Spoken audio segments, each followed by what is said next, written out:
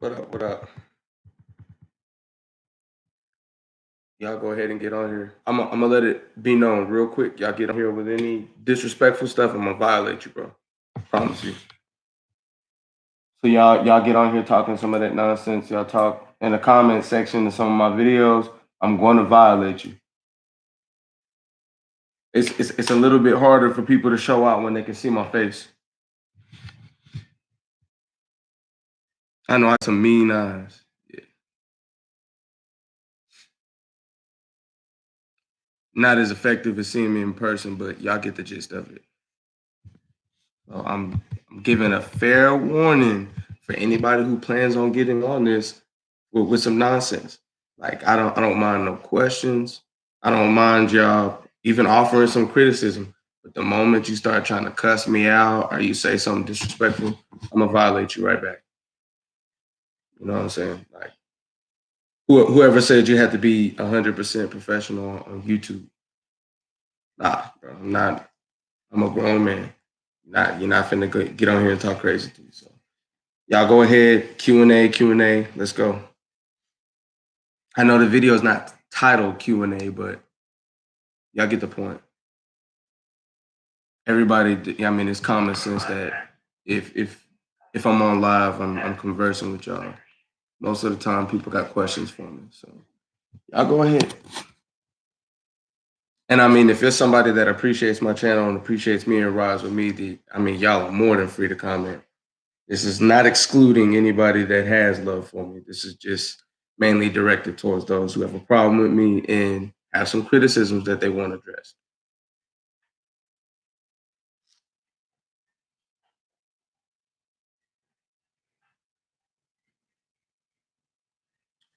Come on with it.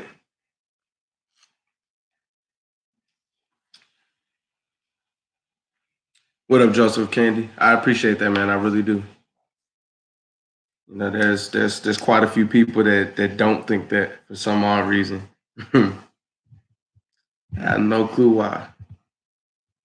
But hey, on the cool, we got 5 people on here. I can't get 5 likes, y'all. Just a question. I mean, you're not obligated. What y'all up to though?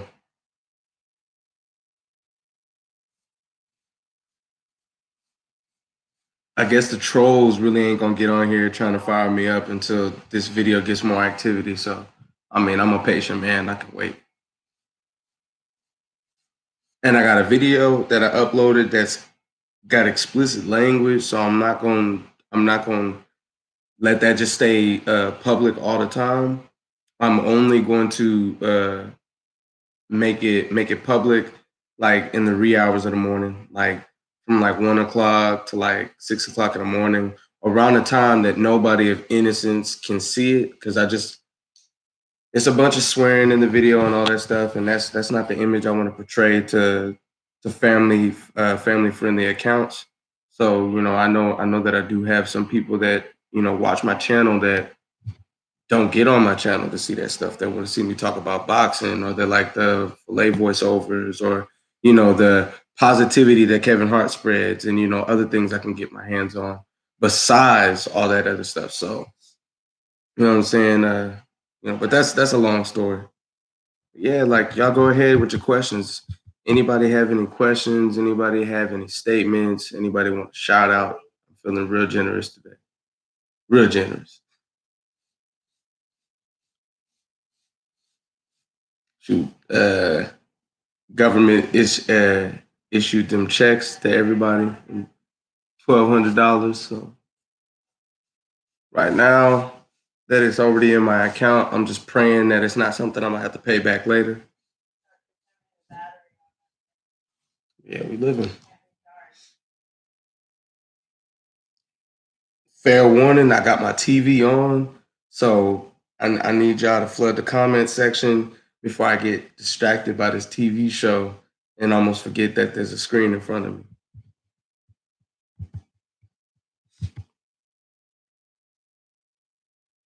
By the way, I'm gonna make a real bold statement. I think I'm number one at flooding YouTube with content.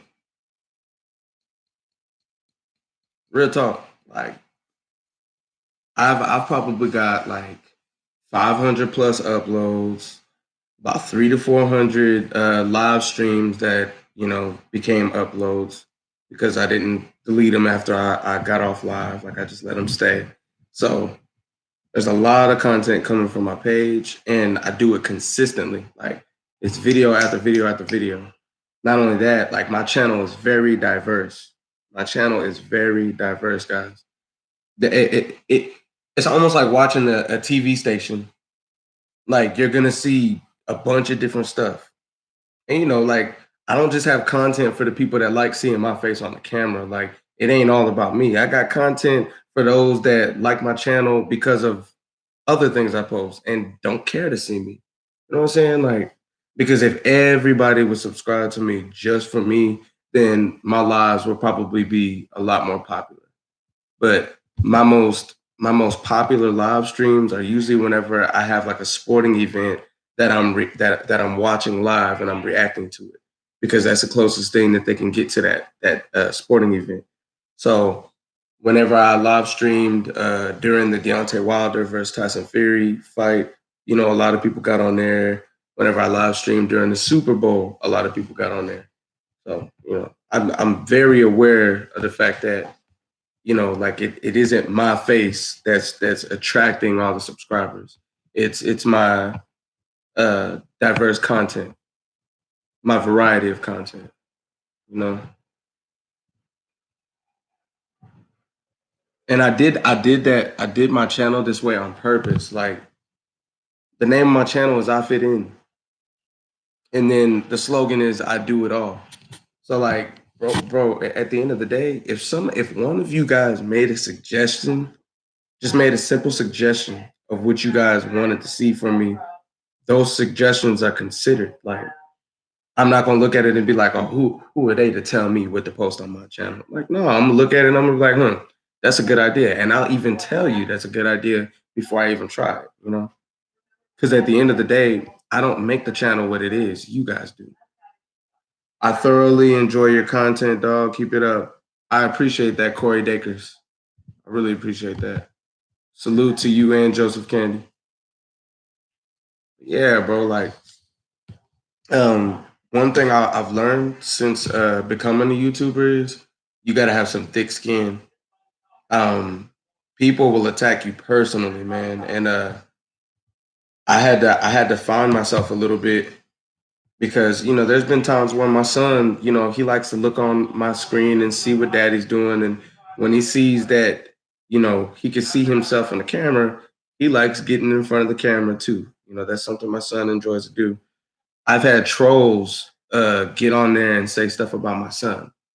So I had to realize, you know what? This is a nameless, faceless individual that's probably halfway across the world that would never have the courage to say something like that standing in front of me and my son, or anybody else and their son for that matter. So why even give it energy? So when my moderators are on here, I go ahead and instruct them to be very very intentional with kicking people off the stream. Like you get one warning if you're doing too much self promotion without my permission, or if you're linking crazy stuff or cursing, you get a warning. And if you don't stop when they ask you to stop, it's kaput. And if you jump on and the first thing you do is disrespect me or anybody else that's on the feed, 9 times out of 10 you're getting kicked off the stream.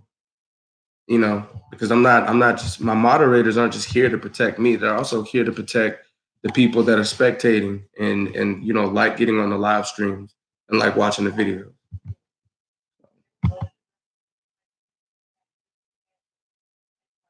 But man, y'all chop it up, Post some comments I could read out loud.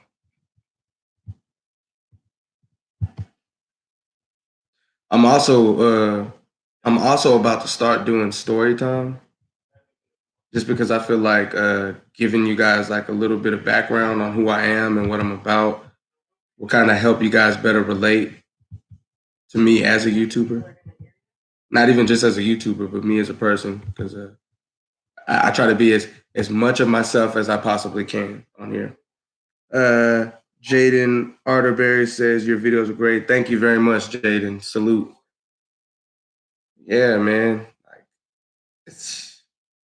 I feel like my job. Well, I mean, I'm a physical education teacher and a personal trainer, and I box and all that good stuff. But I also do consider YouTube a job as well. You know what I mean? Like I also take YouTube very serious too. Quadboard said, funniest thing ever. Thank you. Um, but right now, this is a very pivotal moment for YouTube because everybody's at home. You know what I'm saying? Netflix is only going to put so much out. Hulu's only going to put so much out. And 9 times out of 10, being that those are two platforms that are very popular and people watch them on a regular basis, a lot of people have already seen all the stuff that's been put out there. Um, Sporting events are postponed or pushed back or canceled. Um, uh, Series like reality TV and all that stuff. There won't be any new episodes anytime soon. And if they're ever going to, if there already are episodes, they're going to be strategic about when they air those episodes. So only people that are giving you daily content are your Instagrammers and your YouTubers and TikTok. So with that being said, I understand how important it is for me to produce content at a really rapid pace. And it's hard. Like, bro, it's like whenever yeah, yeah, yeah. But whenever I have to get on here and show my face in the videos and all that stuff, that takes way more time than me doing simple voiceovers or finding videos that I find entertaining and making compilations. You know what I mean? And the videos that you guys have seen that I posted of Kevin Hart, I gotta wait for that man to post something, you know? And 9 times out of 10, it might be something that he does not want any YouTubers or any Instagrammers using. So there's copyrights on it. So it's like it's a huge risk doing that, you know? So it takes a lot to get content to you guys, which means I'm gonna be working overtime to get that done. Cause I really wanna put out like 5 to 6 videos a day. You know. What's up, bro? I hope you and your family are safe. How is your school system dealing with the shutdown? Are they giving you guys forecasts in regards to when things will resume? So, I'm glad you asked that. Shout out to Super J Dilly Dilio. Um, right now, they're saying it's done as far as the school year. So everything is going to be online for the rest of this school year. So the forecast is basically as long as Governor Abbott is saying, "Hey, y'all need to stay in the house. Y'all don't need to do this. Y'all don't need to do that." That's what the school district's going to listen to. So we're stuck in the house. We can't go into any places of business without a mask on. So I've been, getting to know my home a little bit better. I've been cleaning more often, doing a lot of home workouts and stuff because I don't have the gym to lean on anymore. And boxing training is getting tough, but at the same time it's good for me because I'm having to do a lot more logical training and IQ training than just finding the biggest heavy bag I can find and smacking it around. But it's hard because us boxers, like that feeling of your knuckles smashing up against a heavy bag, it gets a little addicting. So when we can't do it, it's we're more likely to try to find an alternative, and the alternative we find might not be the greatest alternative. I actually have a video of me smacking up a tree. Yeah, I'm glad you asked that question. That's a good question. You mean if you don't have a mask, you can't enter the grocery store? Correct. You have to have on a mask now. It's because it's spreading at a really rapid pace. Like in New York, they're averaging 750 deaths a day. That's crazy, guys. Like that is crazy. It's in a day or in a week, one of them. But I know it's an average of something. Whether it's a day or a week, that's still a ridiculous number. You know, like that's a lot of people to die. You know, over a virus at that. You know, especially since our red blood cells, you know, they fight against viruses. So the simple fact that this virus is strong enough to kill healthy young men and women, and of course it's killing elderly and kids too, but you know, it's also killing people that are at their peaks, like people that are very physically strong, you know, and it makes me fear for our professional athletes because, you know, some of them may or may not have been tested yet. And you know, they spend their work days or work weekends are them in a big stadium with hundreds of thousands of people. That's a lot of people to be around and to sweat around. In my state, it's not mandated yet. Oh, where do you live? I'm out here in Texas. Crazy thing is like our numbers as far as deaths and confirmed cases is nowhere near what New York's is. But I think Governor Abbott is doing a really good job at learning from what's going on in New York, as opposed to just being like, oh, we'll fight that storm when it gets here. You know, we're being proactive instead of reactive. South Carolina. So let me ask you this: is it still hot in South Carolina? Like it's hot right now out there, right?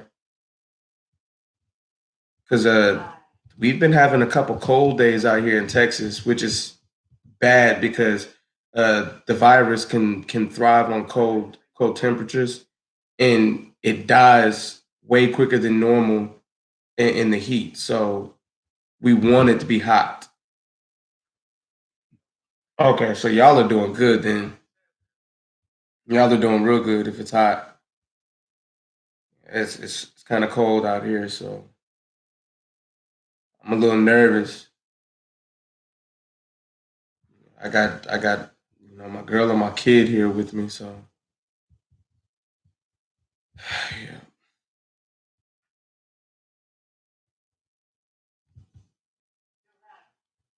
And I really feel for the people that have it and the families of them because my biggest fear is, you know, what if somebody I love, like not even me, like what if somebody I love gets it?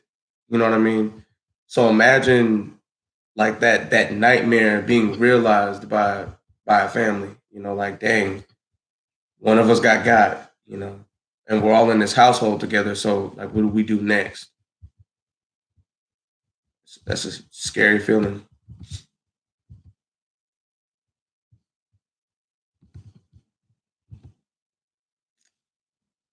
And believe it or not, a lot of folks still working, which is good. Yeah, I know hospital workers are gonna have to go back to work, which is also very scary because I mean, I don't feel like people are just protected right now.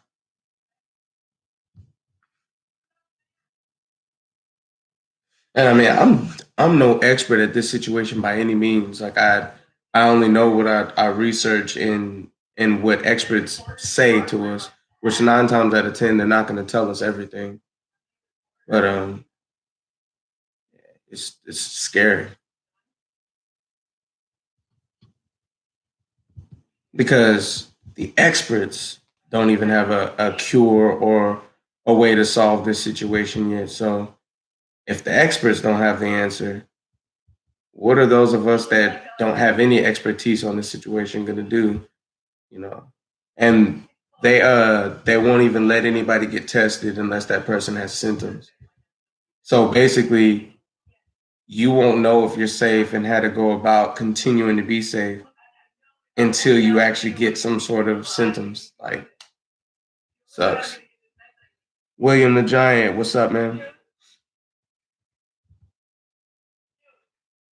Yeah, man, it's crazy because I made the title hoping to draw out some of the people that just dislike me, and they spend most of the time trolling me. Like sometimes trolls do return to the page, and so try to see if they can get a rise on me out of me on this day or that day. But it seems like my live streams only draws in the good people. You know, congratulations on that, William. Hey, y'all, William just hit 40 subs. Hey, almost halfway to your first milestone, which is 100 subs. Maybe this is good break in the action from boxers doing all that rigorous training. Maybe they'll be fresh once things resume. Yeah, I was thinking about that the other day. I but I know I'm hoping it doesn't do to them what it's done to me, because I'm just an amateur boxer right now, so I only have to go 3 rounds. So like overtraining doesn't take as much of a toll on me as it would on them, being that they have to go 12 rounds. But all it's done to me is kind of make me work out with a sense of urgency. Like I know that push-ups, I know I have to do a bunch of them. I know I have to do a bunch of running, and I know I have to do hours worth of shadow boxing, because I just don't have that coach or that teacher in front of me showing me what to do. So I have to make sure that I'm at least ready to go in there and outwork somebody. You know what I mean?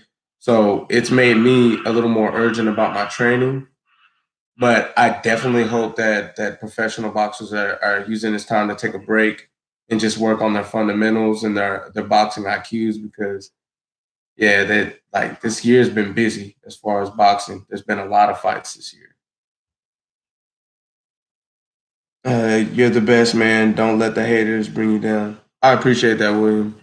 Yeah, I try to keep it real classy whenever they get to talking crazy, just because I don't. I guess they do it to get a rise out of you. But it is what it is. Yeah, I'm a novice right now. So the strategy of my gym is and the crazy thing is Errol Spence used to be at our gym. Errol Spence and Jumel Charlo, the smaller twin. They used to train at the gym I train at.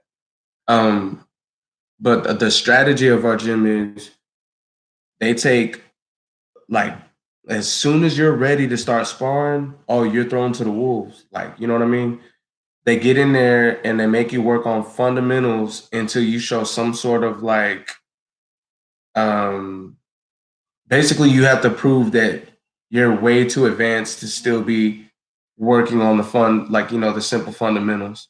After that, they start teaching you a little bit more, and combinations and all that stuff, and then they start having you hit the heavy bag. So basically, if you can go in there and do 12 rounds on a heavy bag and you look good doing it, and the way we do our rounds is we do 3-minute rounds with 30 seconds rest in between. So it's like you're going in on the bag for 3 minutes straight, and in 30 seconds you get a break, and then after that 30 seconds is over, you go at it again.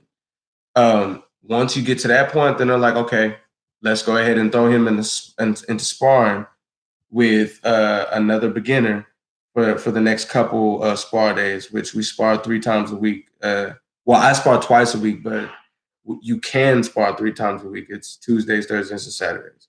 And if you just completely outclass the other beginners, then they're going to be like, okay, throw them in there with somebody better than them, somebody that's clearly better with them, and they'll tell that person, hey, don't just murder the guy, work with him.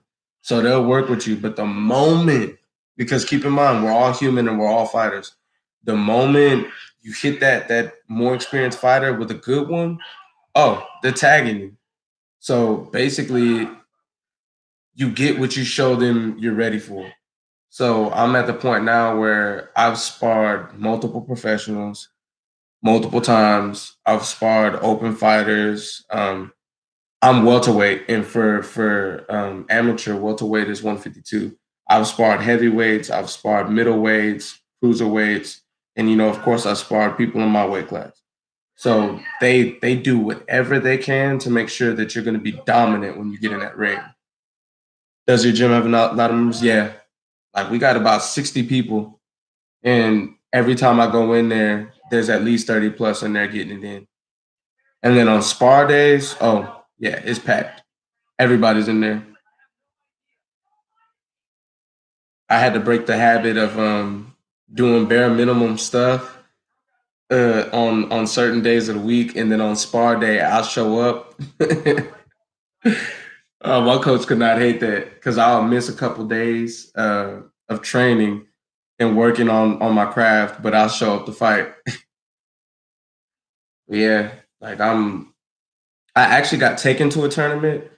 It was a 2 day tournament, and the first day my guy didn't make weight, and then the second day it was a scratch, and then after that, this whole pandemic situation happened before I can even register for another tournament. So I was heartbroken because I finally got to the point where they were like, "Oh yeah, when he goes in that ring, he's gonna win." I got to that point, and you know, the worst case scenario happened, and then the pandemic happened. So now I've got to stay in good enough shape to where when I go back in there, they're not looking at me like, "Dang, did he lose everything we taught him or showed him?" Dude, guess what? My friend told me he hates me, and then my girlfriend cheated on me. I have a weird life, man. No, that's not a weird life. That's a revealing life. Those are two people that you're already aware don't need to be in your life now. So sometimes we're blinded by how much we care about somebody that we don't realize when God's telling us to let those people go. So now God gave you a clear answer. Hey, leave those people alone. So you know how to move from now on. Always take the positive out of it instead of the negative, man. Like I'm not gonna sugarcoat it for you and say it doesn't suck because it does. But I mean, at the end of the day, you don't have to waste any more time working on relationships with those people. Cheating is unacceptable. Don't let anybody tell you otherwise. Like I like that. That is one thing that will never resonate well with me. Like don't cheat because I'm not gonna do that to you. So don't do it to me. And that's just something that's gonna live on somebody's heart forever. Cheat like finding out that your significant other cheated is gut wrenching. Dude, you helped me, man. Thanks for the support. My God, man, you're the freaking goat, best. I appreciate that, man. Appreciate that. Shout out William the Giant. Yeah, bro. Like anybody that's willing to cause you that amount of pain does not love you.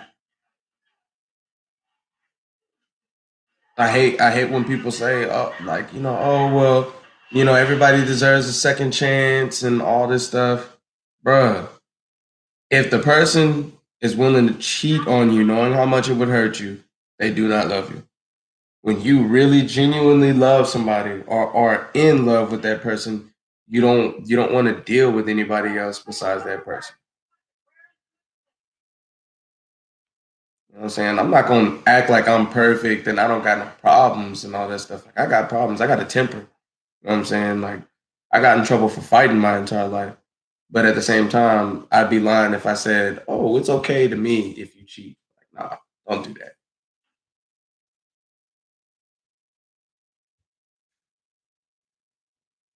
The only time it's not considered cheating if you're committed to somebody is if you guys have an open relationship and you guys have both agreed that it's okay. The cheating is doing it knowing that that person doesn't want you to do it. A well-populated gym is essential resource. Believe me, my old gym used to have about 16 guys back in the day, 1994 to 1997. Toward the end of 1998, 1999, only about 4 to 5, and sparring was scarce. Dang. Yeah, bro. Like, what keeps me improving every day is knowing how bad I don't want my brain rattling around in my head. And you get hit with a haymaker by a heavyweight, and you're as small as I am. That's definitely sending your brain into your skull. So after feeling that, and realizing like, dang, that same pain is not dulled in the past 3 days. Like I felt the same pain for 3 days. And then it finally started simmering down, didn't completely go away until like 9 to 10, maybe 11 days. You realize, dang, I need to get hit in the head less. So you just get better and better because you realize, hey, even in sparring, I'm kind of fighting for my life. People do get killed in sparring. You know what happened last night? My dog sat on my face, man. Have a lot, but man, you helped me so much, man. Man, I'm glad I can help. And don't let any of these super duper rich YouTubers tell you otherwise. We're nothing if we're not helping the people that pay attention to us on a regular basis. Because realistically, y'all don't have to be here. You know what I mean? But y'all are. So I mean, y'all deserve appreciation for it. And some people will probably get on here and be like, "Man, you only got 12, 13 people watching the live stream." Okay, that's enough for me. At the end of the day, there's some people that can't go live yet. You know what I mean? Progress is everything, and it's always something to be thankful for.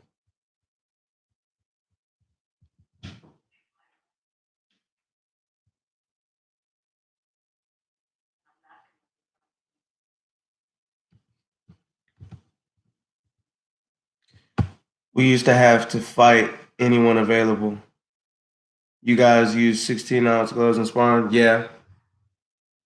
And it's frustrating because 16 ounces are bulky, so it's like you really have to be good with timing, and you really have to be very sharp with 16 ounces because your speed isn't there. Like it's hard to be fast with those big bulky gloves, and they're easy to see coming. It's easier for somebody to block your punches with 16 ounces. But one of my most recent sparring sessions is this dude. He was shorter than me, but he's like real stocky. He wore some 12 ounces while I was wearing 16s, and the dude was throwing haymakers. It was crazy. And I had on my 16s. I was low key getting mad because I didn't like how he had those gloves on. It kind of made me feel like, dude was trying to hurt me. And the crazy thing is that the guy already hits really hard, even if he had 16s on. So I mean, they know I got a strong chin, so I guess that's why he did it. I don't know. I mean, I feel like he and I are considerably cool, so maybe he just didn't have any other gloves available. I don't know. Muhammad Ali versus Mike Tyson, one of my favorite matches ever. I'm sorry, but that fight never happened.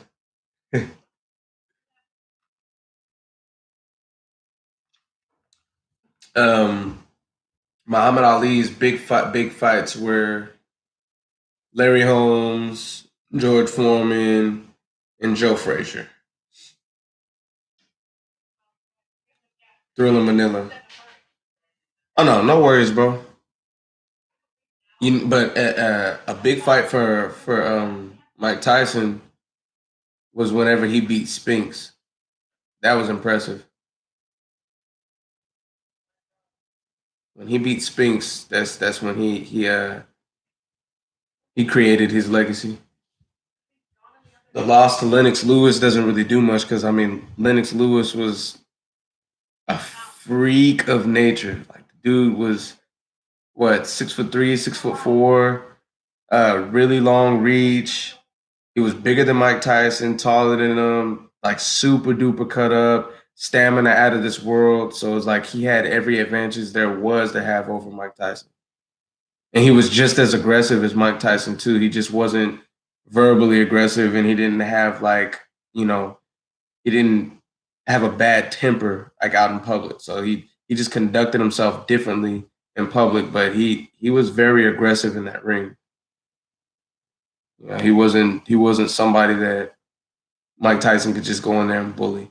And, I mean, when you think about it, Lennox Lewis is what 260 something pounds. So Mike Tyson being like what 225 pounds at the time is significant weight difference. That's what makes the heavyweight division so dangerous. It's like once you get to 200 pounds, it's free game. You can end up in the ring with somebody that's 300 pounds. You ever remember the feeling you get when you had to share headgear, especially when after someone? Yes, I freaking hated it. That's why I got my own headgear now. I hate sharing headgear. Who is your favorite boxer? I'd say my favorite boxer of all time, like pound for pound, is Roy Jones Jr. As y'all can see, my picture, my AVI picture is me and Roy Jones Jr. Uh, Favorite heavyweight of all time is Mike Tyson. Um, I have a hard time picking between Sugar Ray and Floyd Mayweather. And then my favorite current boxer right now, heavyweight wise, is Deontay Wilder. And welterweight wise is Errol Spence. At 154, I'm rocking with Jamel Charlo. At 160, I'm rocking with Jamal Charlo. 178, I still like Danny Jacobs. Um, at 130, 135, and below, like man, you got your Ryan Garcia. You got what's his name? You got Javante Davis. You got dang, I'm trying to think of my dude. I actually follow his YouTube channel too. Tevin Farmer. I love that dude. Honestly, out of all of them, he might be my favorite just because I like him as a person. I like Devin Haney, Ryan Garcia. I honestly can't help but like what's his name? Gosh darn it, Lomachenko, Vasil Lomachenko. I like Teofimo Lopez. So that weight division, like 140 and below, they're stacked. Yeah. Oh, okay. So I was close, but yeah, Lennox Lewis was 6'5". Jesus Christ. Um, yeah, Roy Jones Jr. is that guy. You know, I actually got a couple tips from him when he visited our gym. It felt good.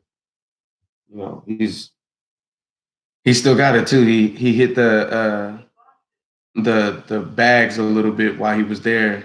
He's hitting them bare knuckled and just real sharp and quick with it. No fear of breaking his wrist or anything. Really solid guy.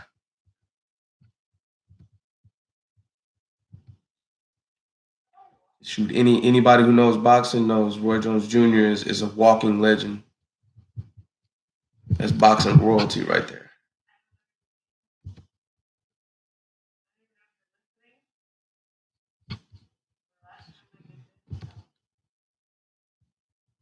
Yeah, man. There's not too much that you can't love about the guy. You know, I'm not even gonna lie though. Even though Jamel Charlo and Tony Harrison have their differences, I can't help but like Tony Harrison a little bit, man. You know, their second fight, I definitely had Charlo picked to win, and I definitely wanted him to win, but I wanted it to be more competitive for the sake of Tony Harrison's legacy.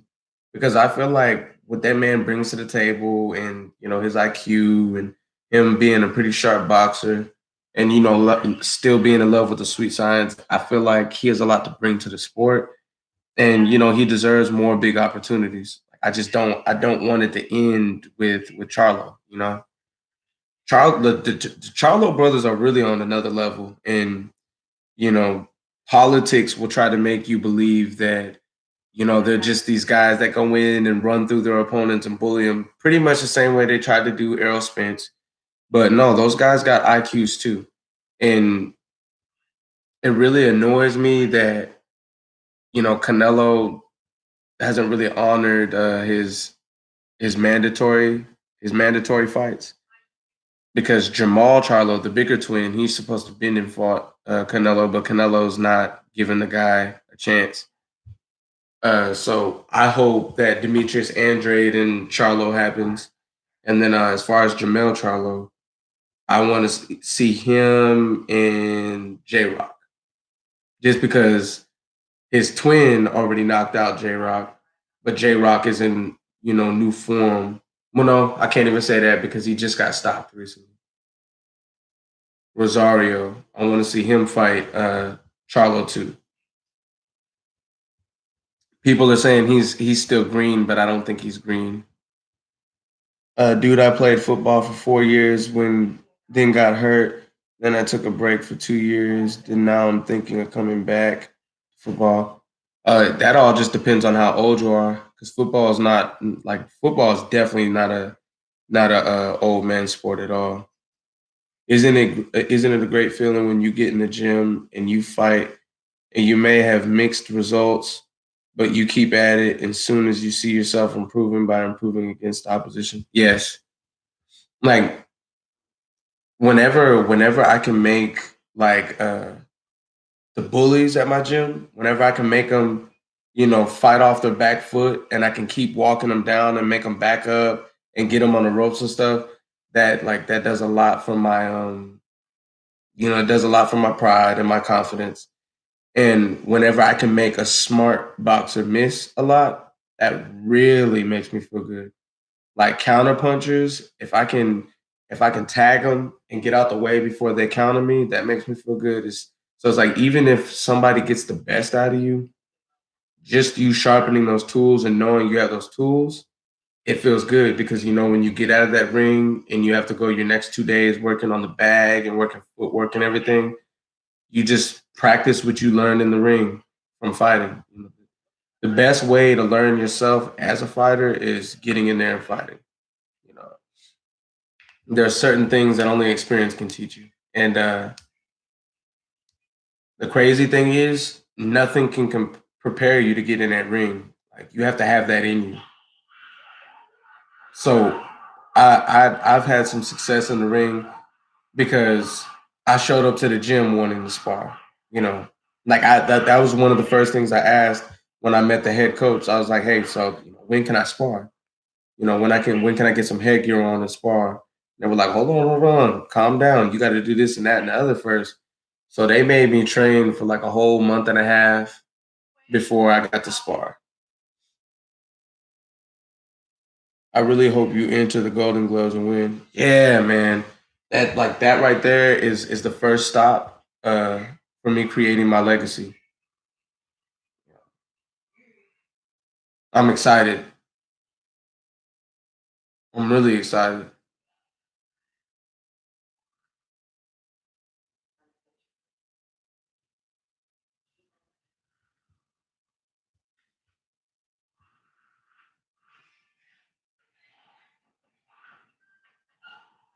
Yeah.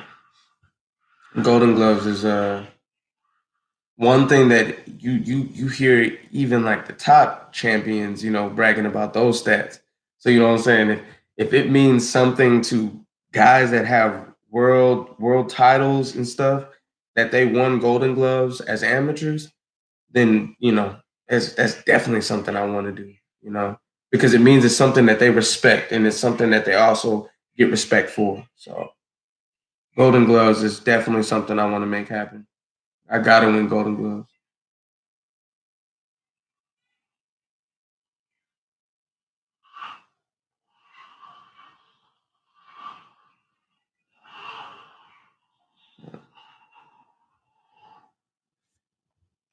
I'm ready to take this all the way, man.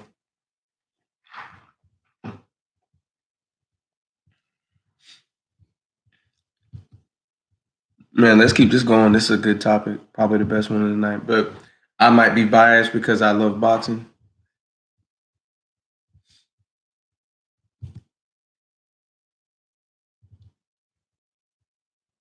Speaking of it, man, I really think that Kevin Hart should do some amateur boxing because that dude is nice with the mitts. You never know, that can translate to something more. I'd really like to see what Kevin Hart's got in the ring. Not only that, he'd be able to fight at a really low weight class. Like I think Kevin Hart could possibly make 126. Me being 5'10", there's no way I'd ever make 126. I have some bad news, man. What's that?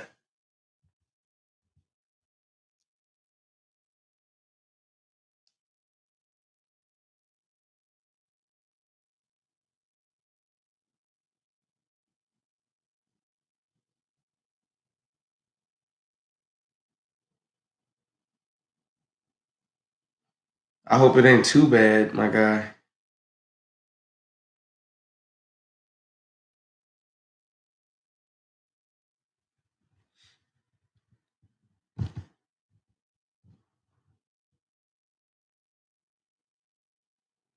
I competed in the South Carolina Golden Gloves twice. The first time I was robbed. The second time I got outboxed. The second one educated me, even though it was a painful emotional loss. Yeah, bro. Like I can only imagine. I don't like it is tough, man. Like because I know how bad I feel if somebody gets the best of me in sparring, or if I think I've gotten outdone in sparring. But one thing my teammates always tell me and get on to me about is they're like, bro, you can't lose in sparring. It's just practice. Like that guy's working on something completely different than what you're working on when you get in there. So how can you lose? But even in my head, I'm just like, okay, well, since he landed more and he made me miss, what he was working on worked better than what I was working on. I always find some way to beat myself down about it just because I'm a natural fighter. But I definitely understand how you feel, and especially to get up to that level and take a loss like that hurts. And I believe you about the robbery because I've seen so many robberies in amateur boxing. It's ridiculous. Like there's literally nobody that makes it out of boxing without losing in amateurs anywhere. Floyd Mayweather lost in amateur boxing. I think he has 4 losses as an amateur, either 4 or 6. It's one of them. So hearing that somebody like him has losses, it's a big deal. Yo, it's like who you think win a box match? Kevin Hart versus Uzi, and also they both North Philly.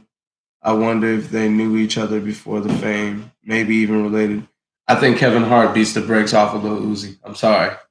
Kevin Hart tears him limb from limb. I think Kevin Hart is physically stronger than him too. And then Lil Uzi has a longer neck, so it makes it easier, to catch him with that chin out. It's easier for Kevin Hart to tuck his chin because his neck isn't as long. And even if he does get popped in the chin, his head won't swing back as hard as Lil Uzi Vert's would because he has a longer neck. My friend just texted me something really weird, and I'm kind of scared about it. What did they text you? My guy getting ready to tell some ghost stories, man. I could tell.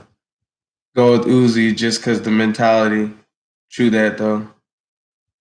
Yeah, I mean, Lil Uzi. Don't get me wrong. Uzi's a very positive guy, and I know he believes himself to like a really high extent. But I don't think that's gonna help him against Kevin Hart. Kevin Hart is fast. It's always them friendly, funny people that everybody thinks is something to play with until they end up going mano a mano with that person.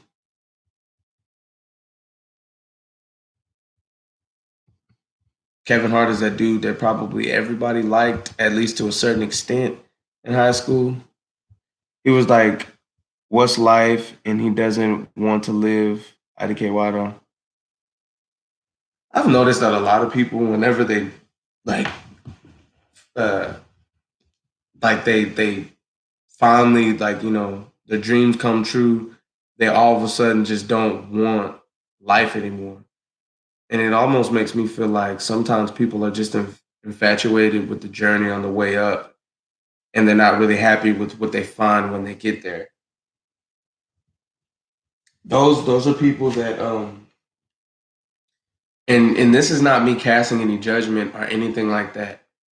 The people that get to a point of unlimited stability and it depresses them, those are people that have way more emotion than logic. And it sucks to have to say that about somebody, but when you think about it, there's a lot of people in the world that are depressed because they can't pay their bills. There's a lot of people that are depressed because they're on child support and it's still not helping their child. Or, they've lost a family member due to, that family member being a drug dealer and, getting killed by a bad transaction or whatever. Just there's a lot of things that people are depressed about that are real life problems. 75% of the problems that people go through can be solved with money. With money, you can buy protection. With money, you could buy space if you don't like sharing your space with too many people. Food, stability. Like, I mean, even if you don't get enough attention from the opposite sex, money can solve that. You can't buy a car. Money will solve that. Money solves most of the problems people face. It's just those super duper big problems that come from within that money doesn't solve. So, say you're already somebody that's suicidal or you deal with depression, money can't save you from that. But if you're somebody that was a happy person before the money, you just weren't emotionally stable enough to handle what you gained. People start looking for affirmation, like people get rich and they start wanting people to tell them that they deserve how rich they are or that they earned it. So they get on social media and they see all the things that people say about them and it drives them nuts because it's like they don't know how hard I worked to get this, yada yada. How dare they think this about me? Y'all, I don't even have 10,000 subscribers yet.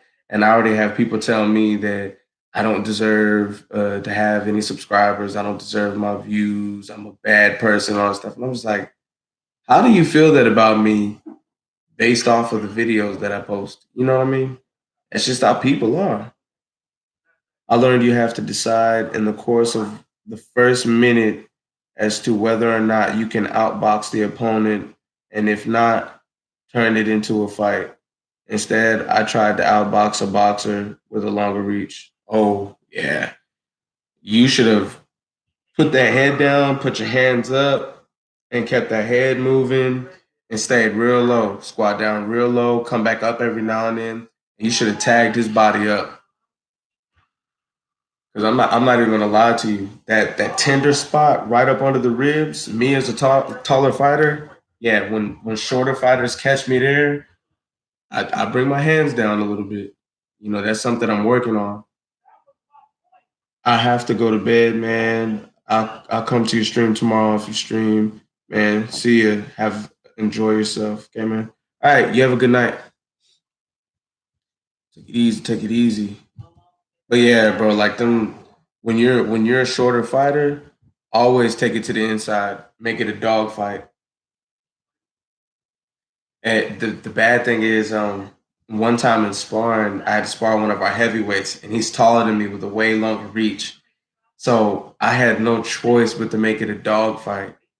But it was like he was real good at creating the distance, and he'll rock me as soon as I got close enough. So it was like I was having to like put my head down and take like a lot of shots to the forehead just to get on his inside, tag the body a little bit. And yeah, like I mean I did something, like I proved that I can get on the inside, but I definitely took way more damage than he did. With each experience, a lesson is learned that makes you a better fighter. Indeed. Indeed. Like one of my teammates, he fights at 165. So he fights 13 pounds heavier than I do, but he's my height. The crazy thing is, he has a longer reach than me. So his punch volume is ridiculous. Like I can throw a lot of punches, but I cannot outpunch that guy. Like he just never stops. And so like I learned how overwhelming a volume puncher can be. whenever I sparred against him for the first time. Well, honestly, I can't even say for the first time. I'll say whenever he started getting really good because I sparred him twice before that, and we were always neck and neck. But that day, he tore me up. I mean, I got stuck in the corner and everything.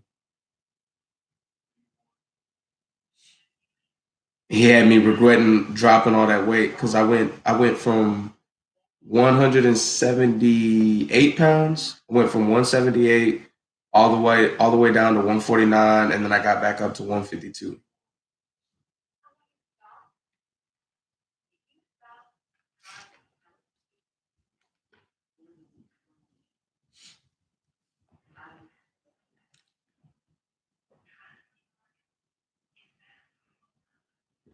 Ever had to bite down on that mouthpiece, bro? I remember my first loss came when I was 15, fighting a 29-year-old that was getting ready to turn pro.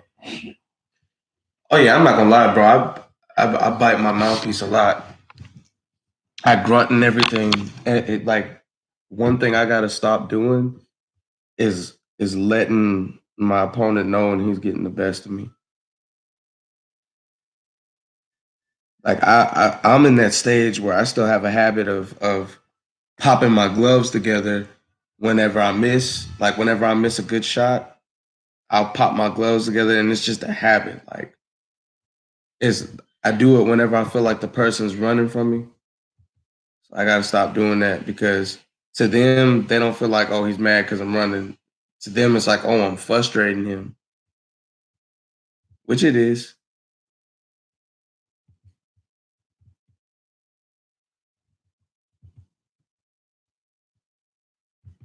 Yeah, man. Them people that have been boxing since they were real young, because some of my sparring partners have been at this since they were like 8, 9, and 10. Those guys are very frustrating to deal with, especially when they're my age and they have that much experience.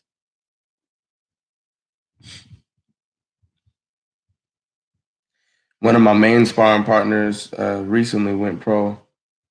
He's probably the like even I think there's like some fighters that have fought on undercards on television, like on pay-per-view.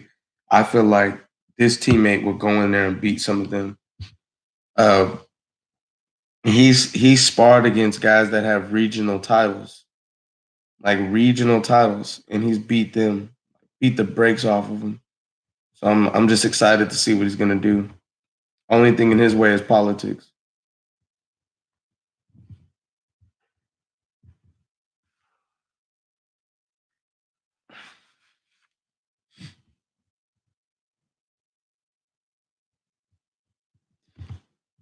You know, like the only time they'll pay a fighter like that good money is when they're throwing him in there with somebody that they know he's too green for.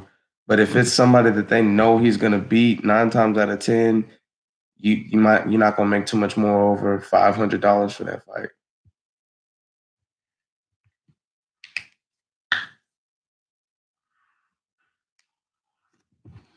Dang. But whoever sanctioned that fight between you and the 29-year-old when you were 15, they had a pocket, bro. Because that should never even happen. I don't even know why they would do you like that. Or was it just sparring? Oh no, your first loss. So they sanctioned a fight with you and a 29-year-old. That's crazy.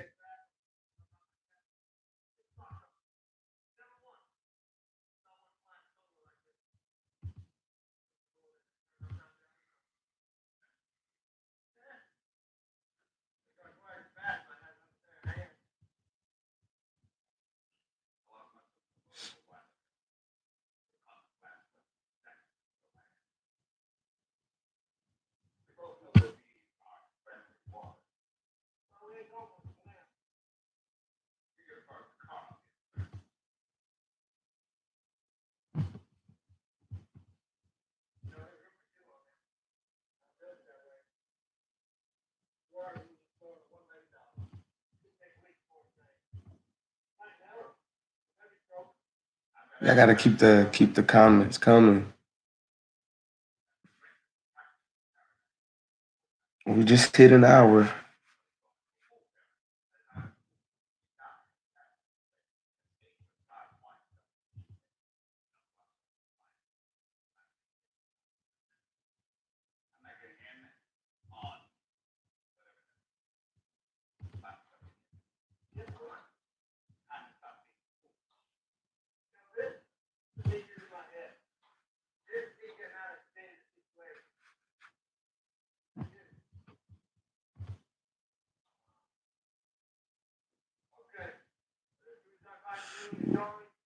No, it was a fight. In fact, I have losses on my record that came from facing guys 2 weight classes above me.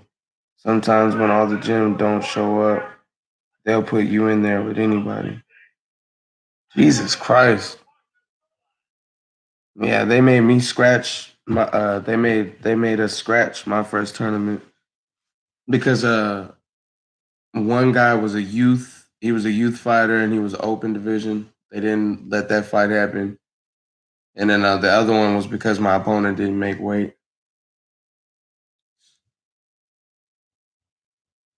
That's crazy. Yeah, man. I honestly wouldn't even do it.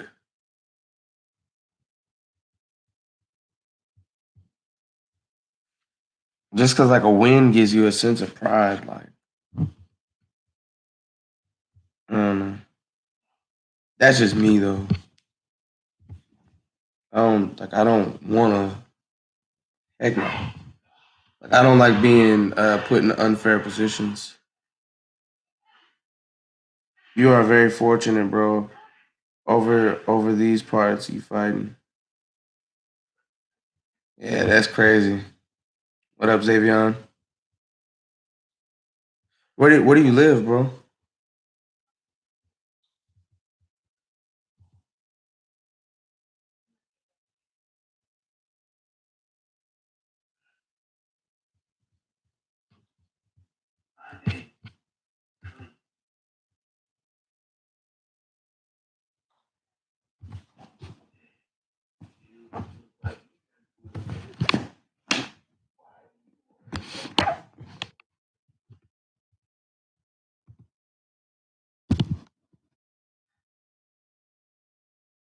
That's very intriguing though.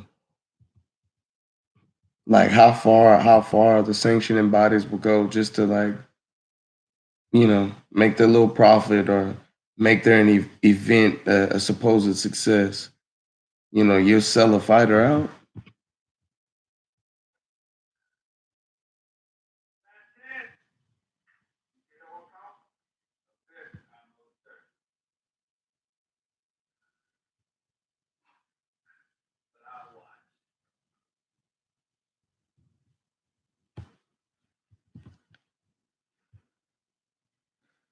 You say you 152, you will be fighting a 178-pound guy in a minute in South Carolina.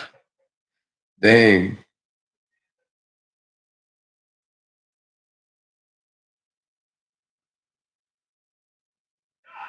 Hey, well, that's preparing you for something, though.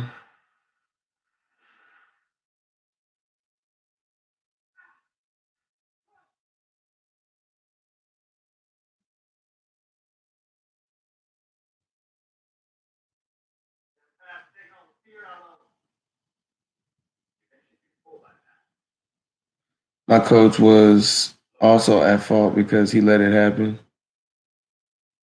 Yeah, that should have never went down like that.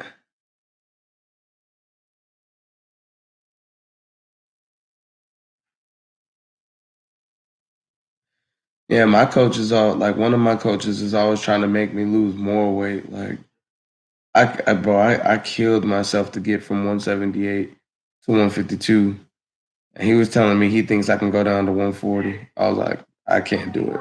Like I'll die if I go down to 140. Like Ryan Garcia, I don't know how he does it because Ryan Garcia is my height, but he's a buck 35 or something like that. Maybe a buck 40. I'm not sure. That's ridiculous. Yeah, I'm pretty sure. I think he's 135. Yep, he's 135. 5'10", 135. That's crazy.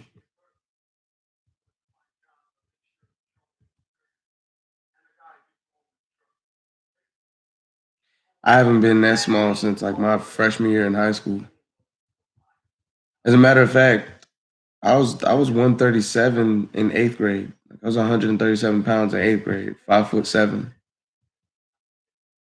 So for him to be as old as he is, be 5'10" and still be that small, like that's crazy.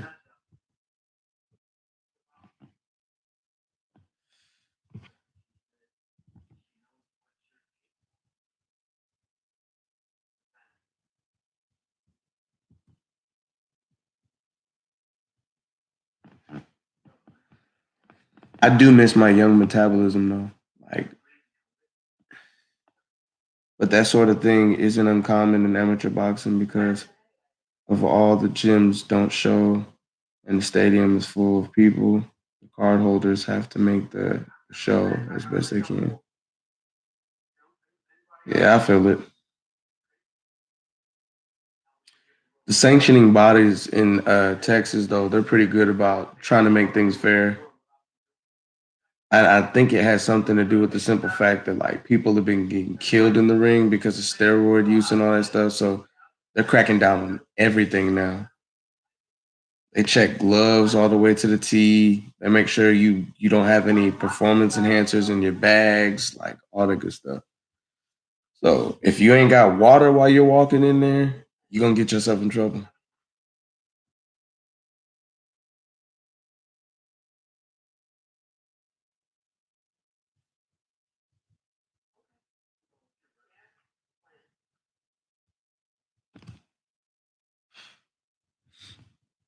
Yeah. I could only imagine that though, like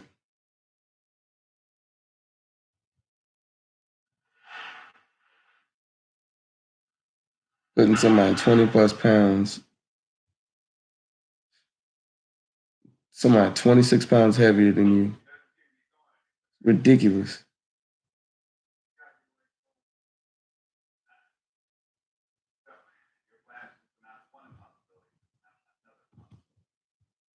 And the cool, they're lucky they haven't gotten reported to the commissions yet.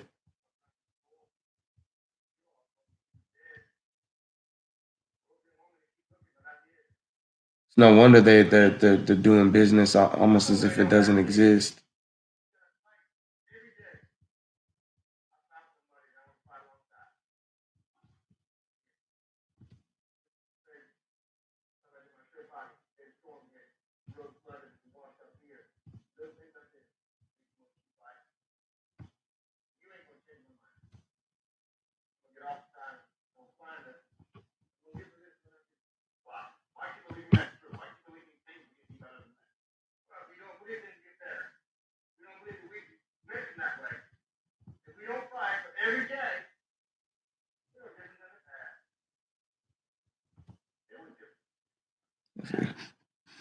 Speaking of drug use, dog, back in the 90s, the only drug test you get was if you made the Olympics. Other than that, the Golden Gloves was never ever drug tested any fighters.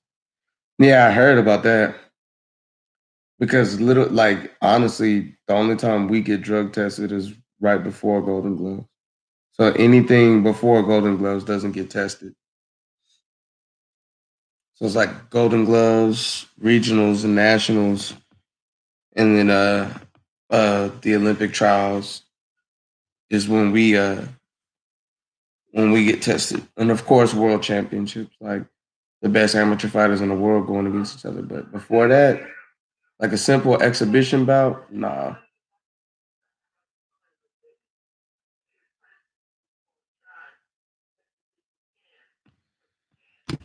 Mm. Man, another thing is those smokers, those one nights, like where you just like whoever shows up in your weight class, they pick somebody for you to fight, you fight them, and if there's like four people, they have two people fight, and then the two winners, face each other at the end of the night. Those are a good way to beef up your record. Because say you go in there and hands down, you're the better fighter out of the four of you. You know you're gonna rack up on two wins in one night.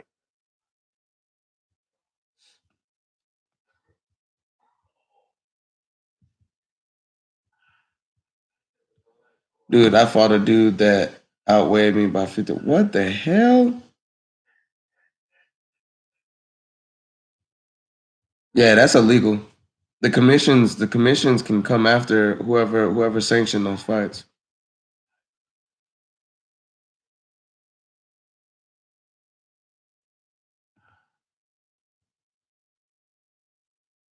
Does South Carolina have a state commission for boxing?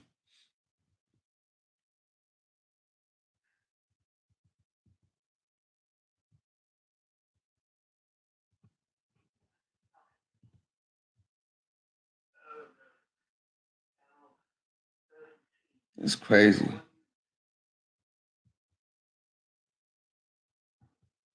See, this is new to me. That's some stuff I've never heard of, bro. That's crazy.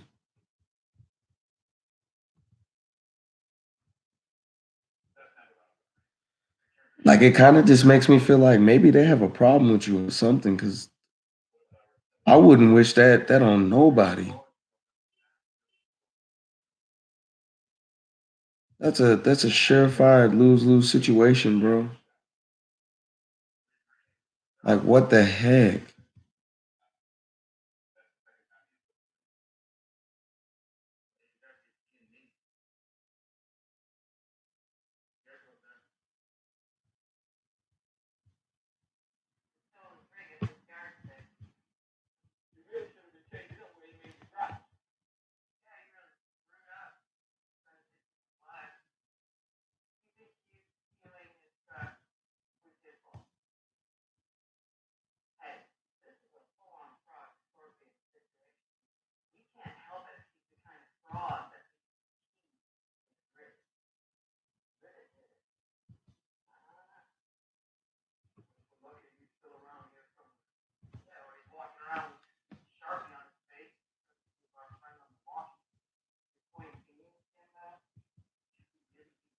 Keep in mind, this happened all the time, not just me.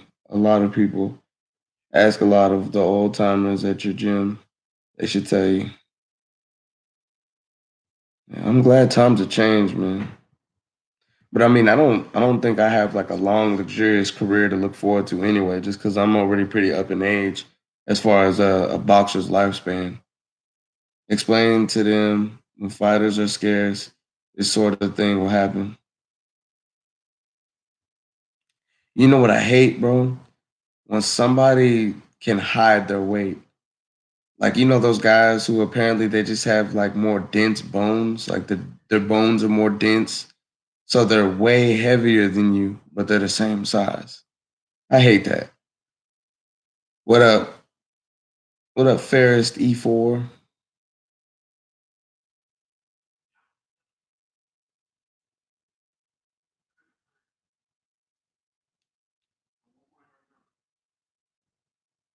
Yeah, bro. Like I'm looking forward to my first fight, just because I know they got used to the big dogs. Some hard hitting heavyweights, some real fast guys, some professionals. Like just so I've dealt with superior size, I've dealt with superior speed, superior IQ, counter punchers, like just everything. So I'm so ready to put it all together against somebody that's on my level of experience. I never heard of that. How is that possible? What do you mean? What, the smokers? Where you can fight two people in one night?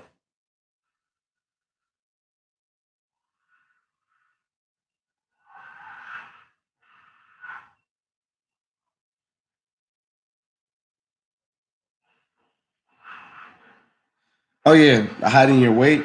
Like some people just have their bone density is a little like so something that's hollow weighs something like weighs less than something that's dense.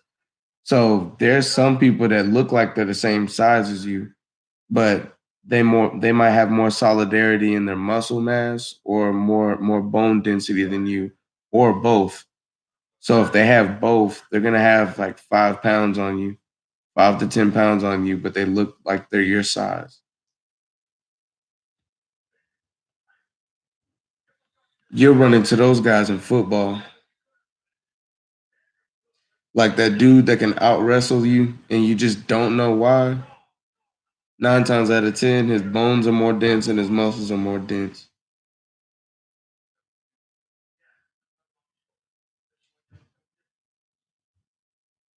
You know how they say muscle weighs more than fat? Yeah, bro. Like it's a dangerous thing too. Like imagine it's almost like walking into a glass door because you think the door is open. So imagine walking into a fight with somebody you think is your size and you find out that low key he's way bigger than you. Yeah, it's the element of surprise that hurts you. It's not the punch itself; it's the fact that you don't see it coming. So imagine getting hit with a punch and you don't know how hard it is until it hits you.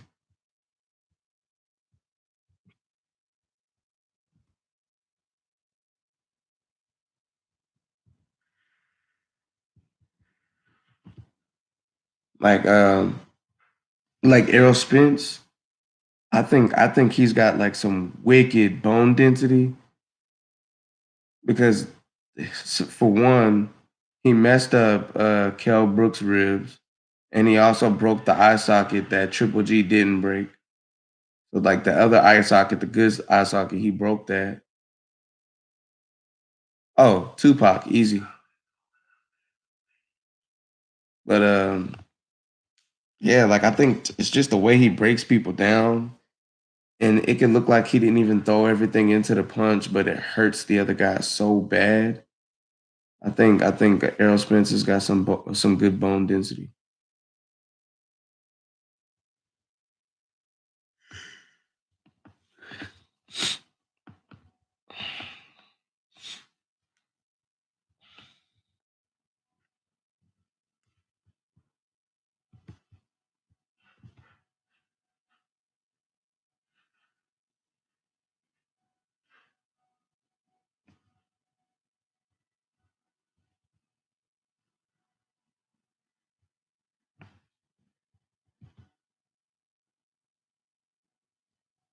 Let's see.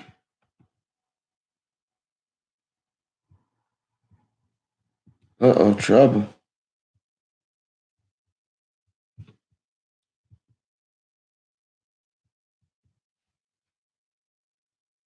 Yeah, I got into Fear the Walking Dead because I found out that they're going ahead and crossing this show with Walking Dead. And right now I'm on season 4 and Morgan showed up on Fear the Walking Dead, so I'm waiting for them. I'm waiting to see if they're gonna connect it all the way, and I'm gonna see some more cast members from Walking Dead on the show.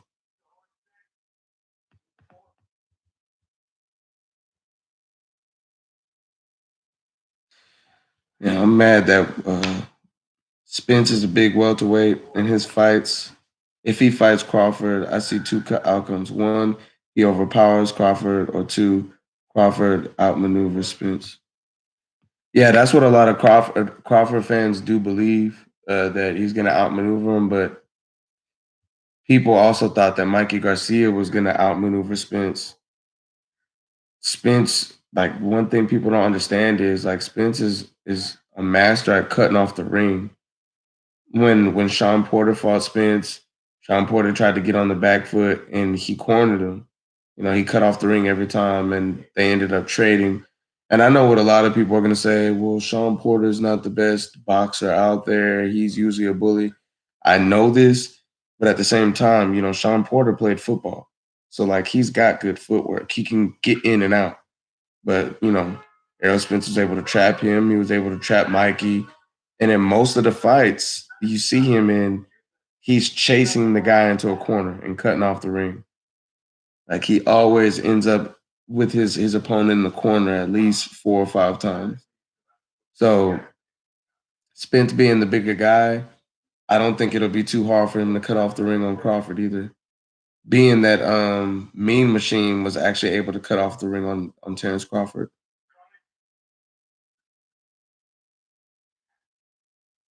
And Spence is a very hard guy to frustrate because Kell Brook won at least the first 2 rounds, first 2 or 3 rounds in their fight. Spence still ended up stopping him. Garcia had no business in there. Way too small, yeah. But the thing is, though, like what a lot of people don't know is Mikey Garcia walks around at a buck 55. So it's like he was fighting pretty close to his natural weight. Like for him, it was like, oh, I don't have to lose as much weight as I normally have to lose. But Errol Spence walks around at a buck 85. I think he said he's even gotten up to 190 before. So Errol Spence cuts a lot of weight to fight at welterweight division, and he packs all that power with him. So you could tell after the second round, Mikey Garcia started kind of like fighting for survival, like, oh shit, this dude's gonna knock me out. Let me get on the back foot and block things and try to get hits in where I can. Yeah, that fight definitely could have had a tragic ending.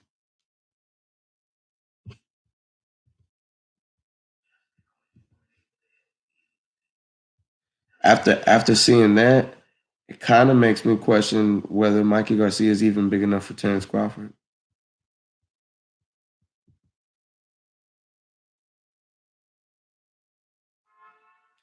Because I think Terrence Crawford can get up to a good what buck 70.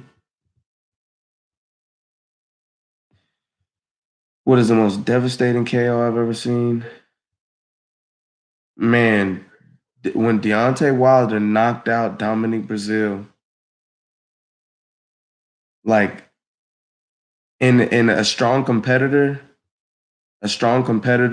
would be when Deontay Wilder knocked out Luis Ortiz the second time, but just because of the way Luis Ortiz landed, like he folded back. But with Dominic Brazil, it looked like his soul left his body when Deontay Wilder hit him with that right. And it was sad because on the outside looking in, you could see Deontay Wilder set that punch up from a mile away. But Dominic Brazil was coming in with his chin all out with confidence. Like when I tell you he turned his head all the way around. Jesus Christ, that was a nasty knockout. I honestly thought he killed him. For a split second, I thought he killed him. We talking about boxing, MJ.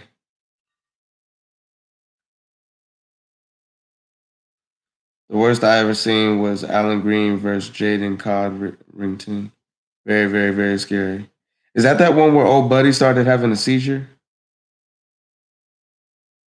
Ooh, Manuel Marquez knocking out Pacquiao was a bad knockout too. That was nasty. It was honestly sad though. Like I felt bad for Pacquiao, just because the way he was laying there is so like lifeless, and he landed on his face.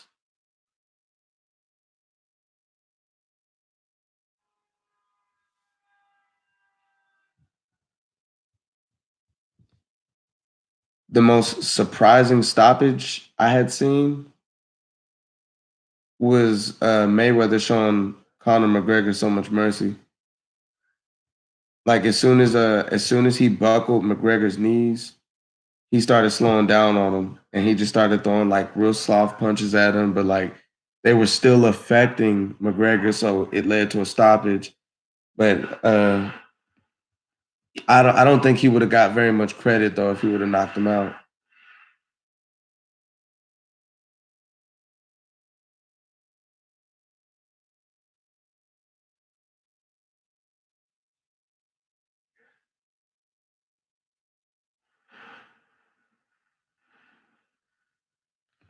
These dudes are in a boat, and this gator is really after them,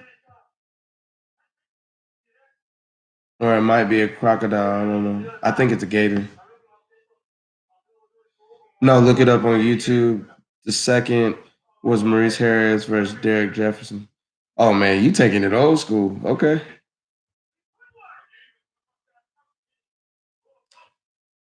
Thoughts on Israel? Man, okay, so I feel like as cocky as he is, he doesn't have the fighting style that warrants that cockiness. Like John Jones, John Jones, he can be that cocky because he's that guy. He's gonna run you down and knock you out. Now, don't get me wrong. Israel is very smart. He's a very smart fighter. But in UFC, people aren't trying to see somebody evade somebody the whole time and set up traps and all that stuff. They want to see two people knocking each other out. So I feel like his last fight, like Yoel Romero, that wasn't a good matchup.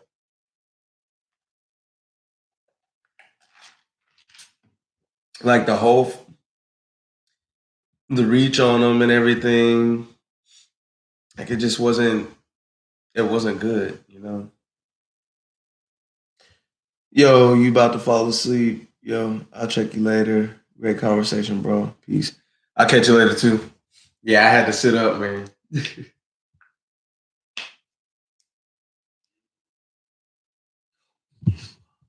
I had to wake myself up a little bit. But yeah, man, hey, this quarantine, your boy been staying real strong, you know, staying real tight, real lean.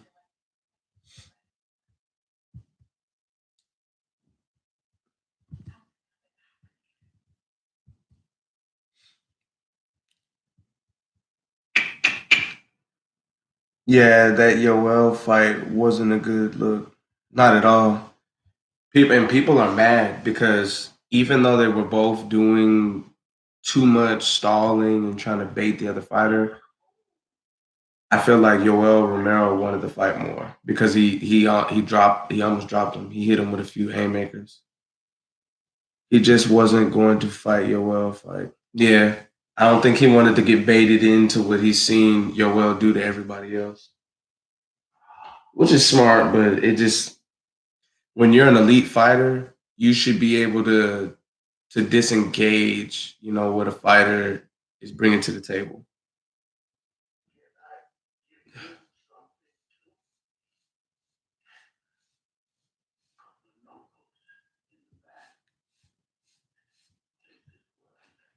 I think that's why everybody admired Pacquiao versus Keith Thurman so much because everybody's known Keith Thurman as, Keith one time Thurman because he had that one punch power.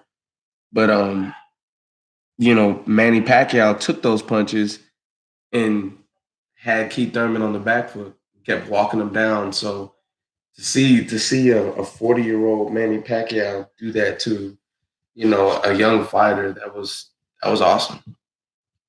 I enjoyed it.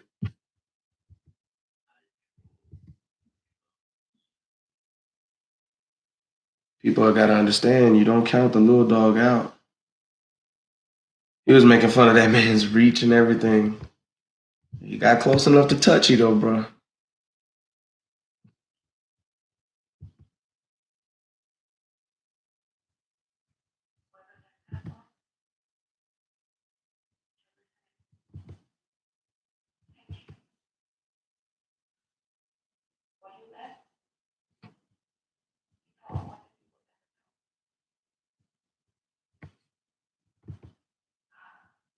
Yeah.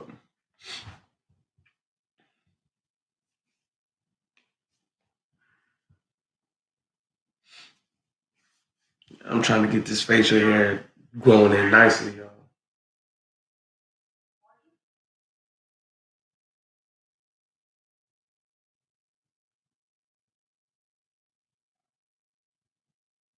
Friday night must be the night.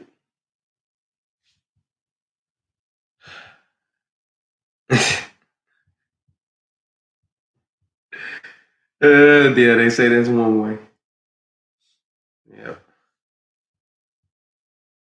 They also say brush the spots where there is no hair to pull on the hair follicles, and eventually, your body will react to it and think, "Hey, hair needs to be here." So far, it's working good, but I do try the other method too.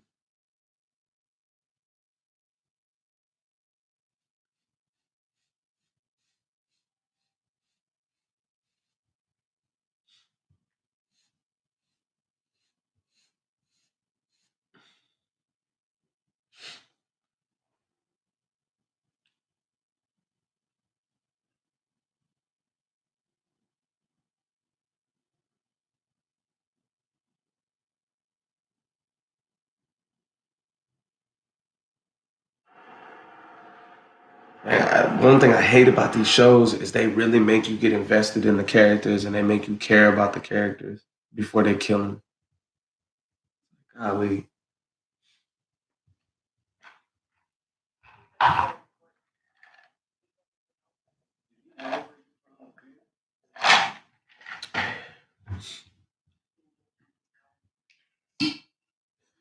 If there's anything that Fear the Walking Dead and The Walking Dead have taught me, is that if you do not make the right decisions, karma will come back around, and somebody that you don't want to have that option will have that option, and you lose your life that way. But then on the same token, it's the people that don't make the right decisions that get the good people that they're involved with killed. So it's like damned if you do, damned if you don't.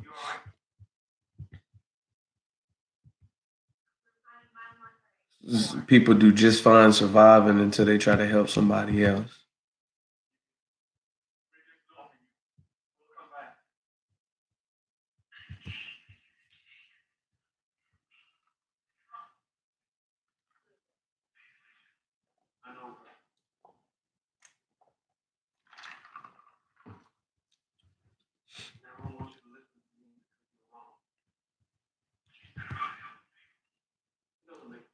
I'm new to the channel. What's your channel about? Man, I do it all, but mainly about fitness, boxing, sports. Like I love talking about sports. I got some voiceovers, workout videos, all that good stuff, and I go live very frequently to chop it up with everybody who's subscribed. I think people that are not subscribed can get access to the live streams too. But nice to meet you, Ricky Alvarez. Yeah, I'll show Ricky some love.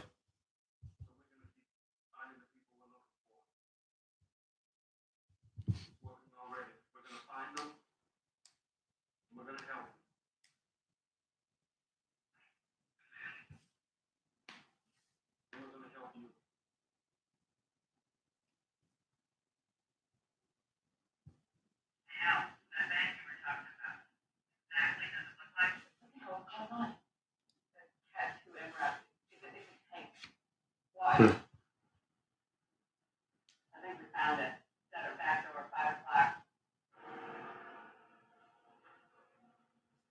Oh yeah. Uh-huh. I'm tuning in for the wake up. Bet. That's a big bet.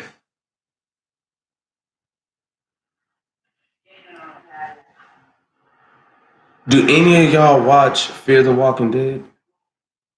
Like I feel like it was going really slow in seasons 1 through 3, and now things have really turned up in season 4. But I think now it's just because it has the Walking Dead feel to it.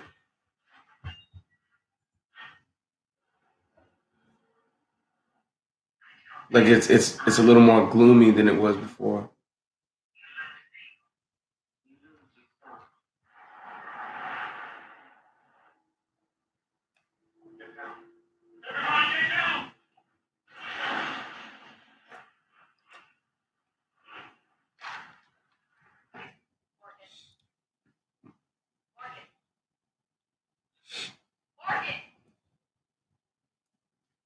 These folks are crazy.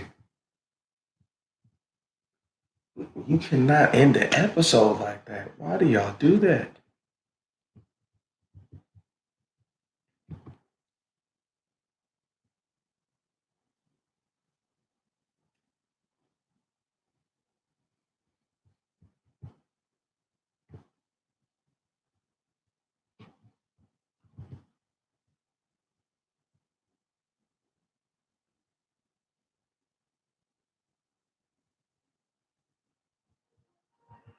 See.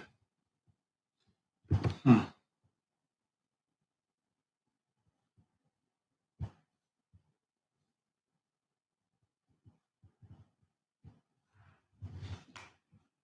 You gotta wait that next episode.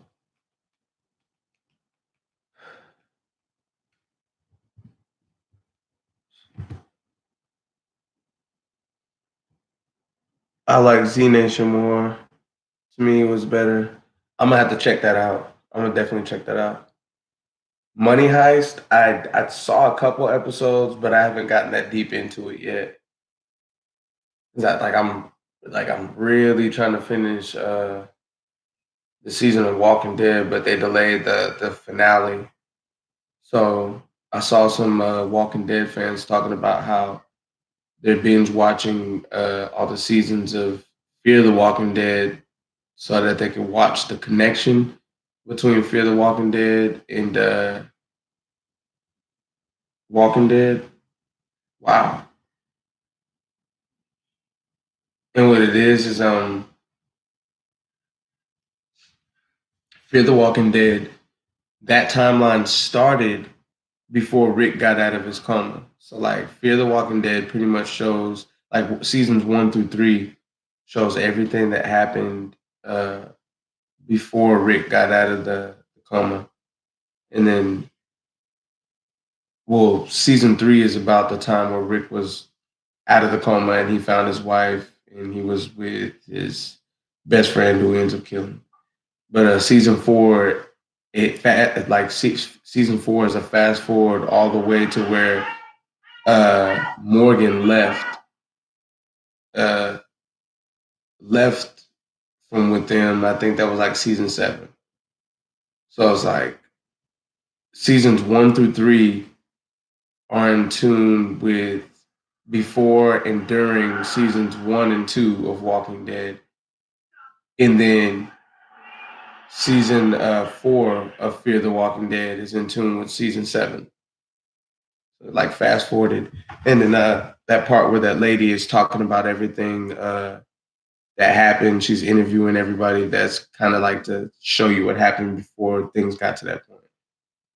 Uh, Cap, inspirational. I appreciate that quad board. Inspiring is one of my favorite things to do. Even though sometimes it don't work, sometimes people just do not want to hear me talk.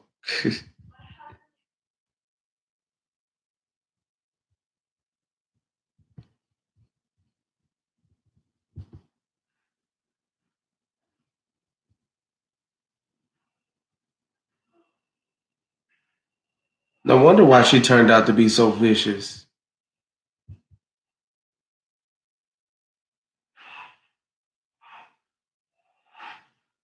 She lost her husband in the worst way. She had to watch. They give some of these people the worst tragedies in the world. That man is dying slowly.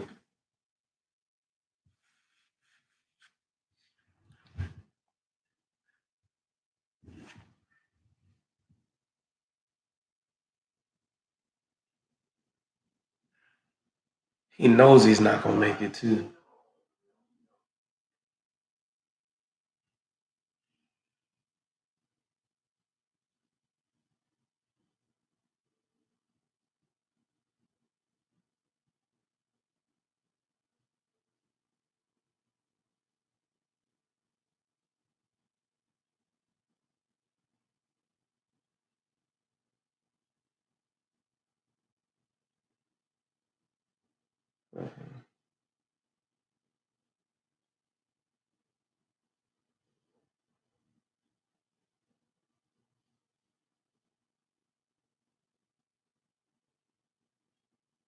Suffocation is definitely a way I do not want to go out.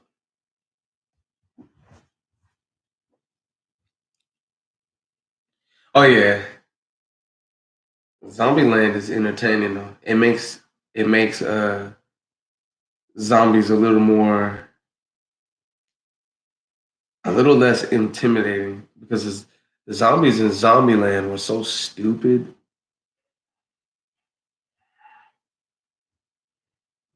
Like the confidence they had approaching those zombies to kill them was interesting.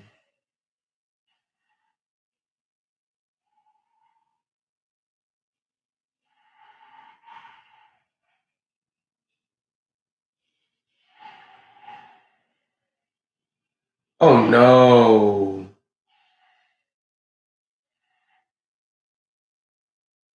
Oh, okay.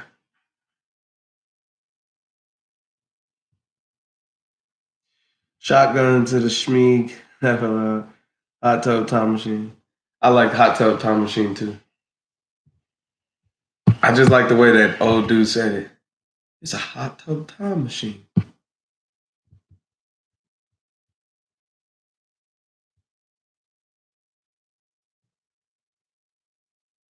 I might have to watch that movie tomorrow. I haven't seen it in a good minute.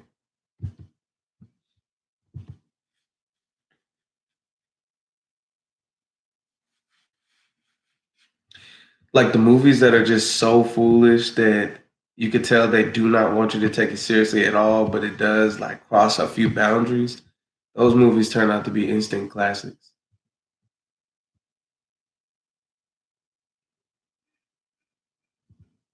Like Friday was an instant classic too.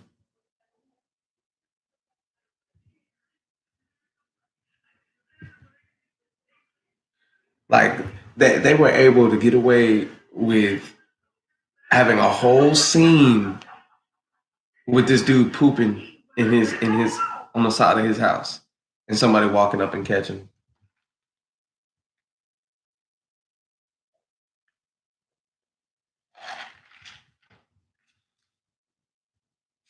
Like public defecation is one of those things that people have nightmares of getting caught doing.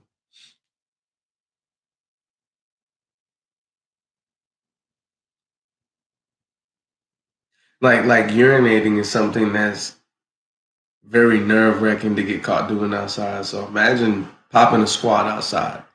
Yes, hangover is on that list too. Now the movies that the Wayne brothers do, I feel like sometimes they're over the top with it. Like some of it's funny, but other stuff is just like, okay, you're doing too much. Like the scary movie parodies, like those are a little too much for me. Like I'm just like, okay, you're going overboard. Like some of the scenes are funny, but other scenes is just like, okay, you're doing too much.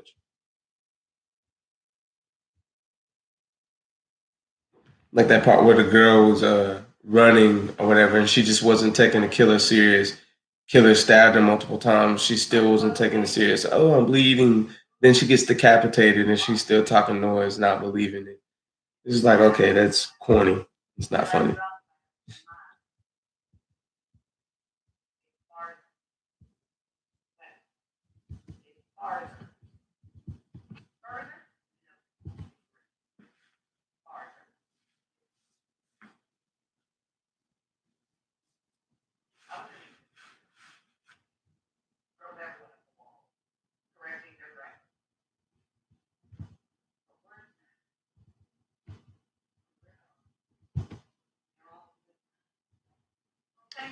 The only one was "Don't Drink Juice" by ECT. The longest title ever, but was a good movie with the wins. Yeah, to me, like they do so much better when Marlon and the one that's just a bit older than Marlon Wayans. Those two together, like the white chicks, they're a good duo together. And then Major Payne, he was good on his own. Like Major Payne is probably the best movie made by that entire family.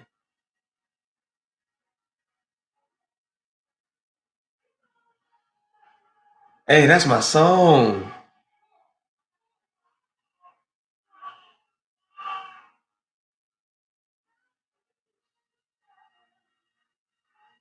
Yeah, Major Payne was number one.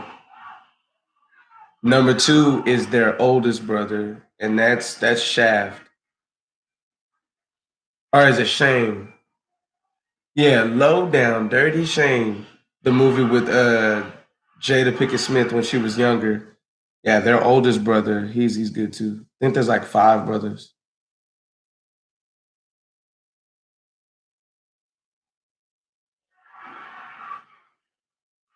You got Marlon Wayans, Dwayne Wayans. I gotta look it up. But I know Major Payne is the second oldest. The guy who plays Major Payne is the second oldest. The guy who played Low Down Dirty Shame, he's the oldest. Then there's one in between. Or is that just four of them? There's four of them.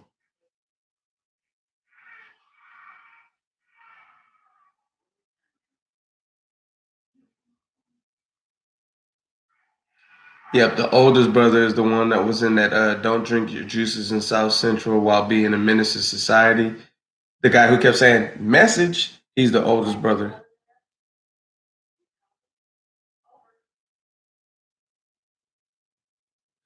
I always thought it was weird how the brother that played Major Payne never ended up in a movie with any of them. Like he never worked with any of them at all.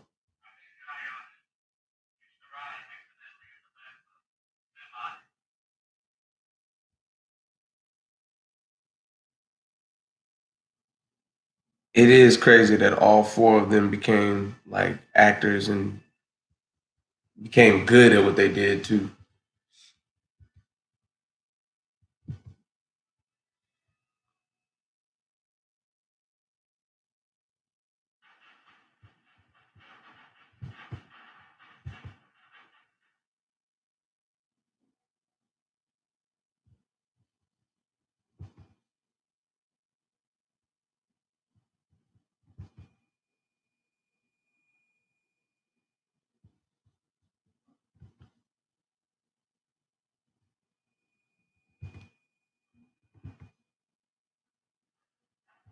Give them trucking, baby.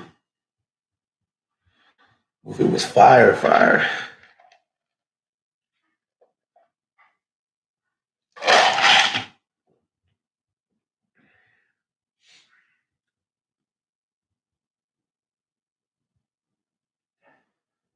I still miss the Wayne show. Prefer that over some of their movies. Yeah, with Pops as the dad, of course. Yeah, the Waynes. Wake up, Marlon. Say cheese. Sean Wayans. Yes, so it's Marlon Wayans, and Sean Wayans.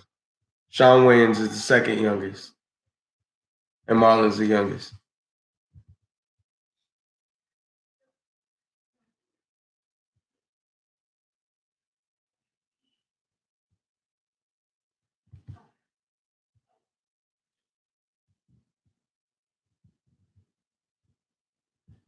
Like I'm trying to remember what the oldest brother's name is. You got Sean, Marlon, Dwayne. Can't think of it. But yeah, I like the intro, the old intro song.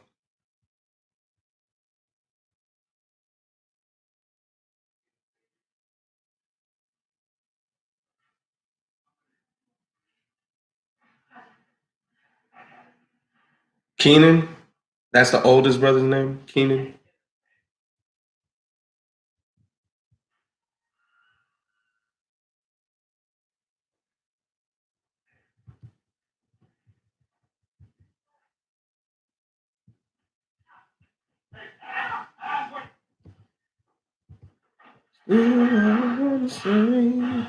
Let's been your love. Sing along with me.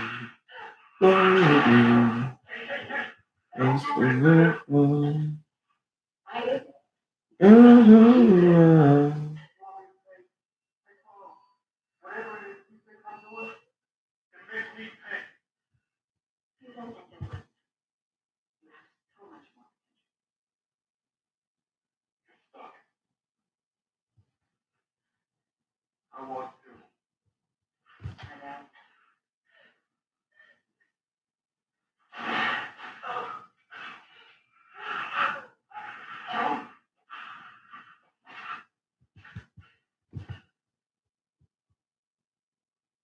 Oh, he got her.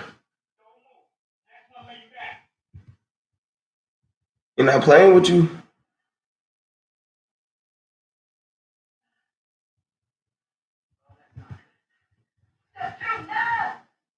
My bad. Dwayne was the oldest. So it's like, okay, so Keenan is the one from Major Payne.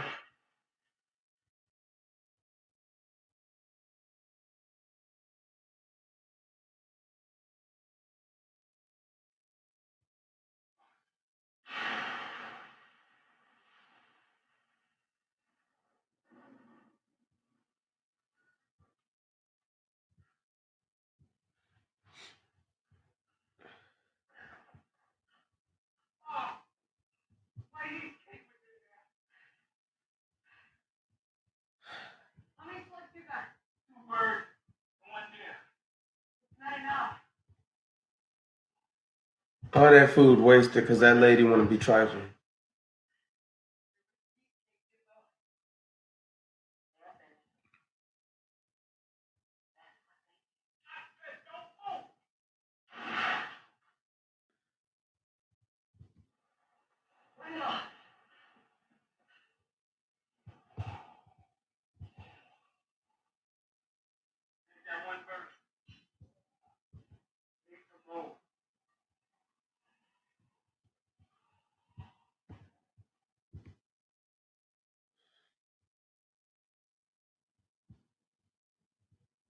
These TV shows know how to run me hot, man.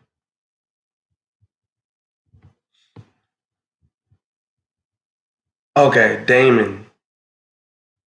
So it's Damon, Dwayne, Marlon, and Sean.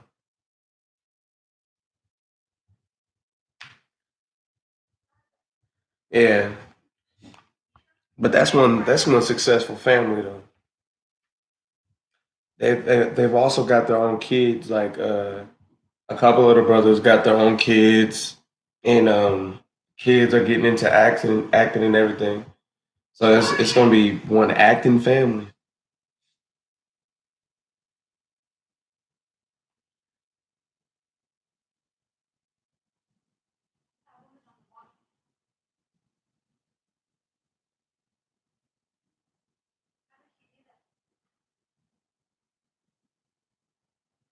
There's so many kids doing their Dave Chappelle voice.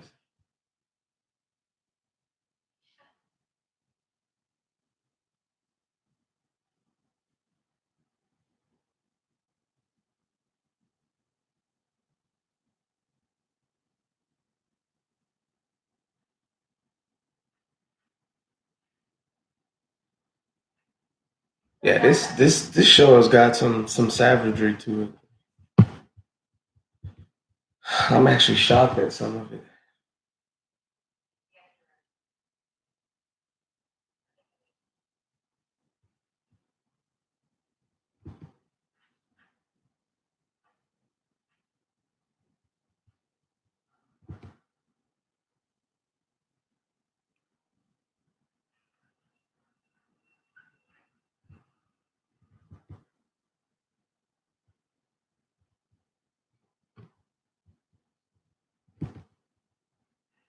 I'm telling you, check out Z Nation.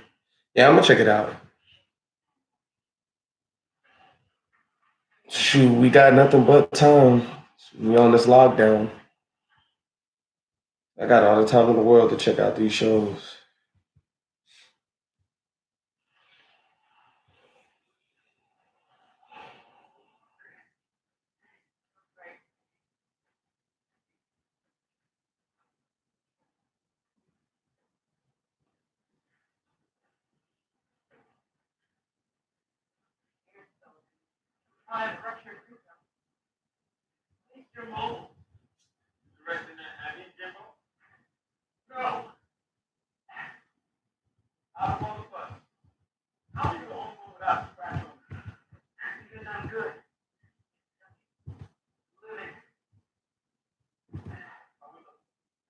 He said it. She said it ducking.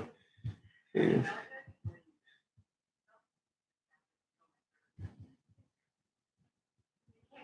Evade danger at all costs. Man.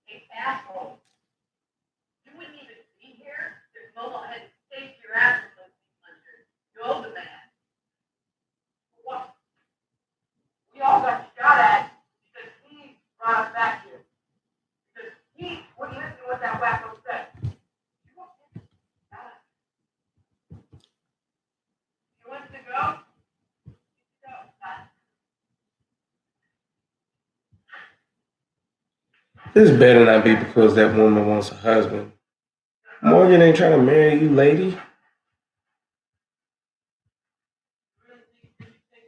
Oh, that's repulsing.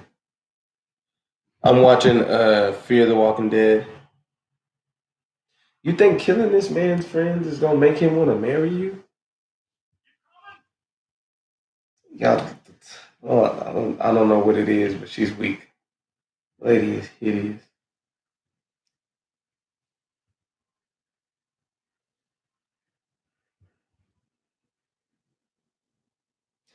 She wanna kill off all the people that the man knows because he's refusing to stay or whatever city they're in.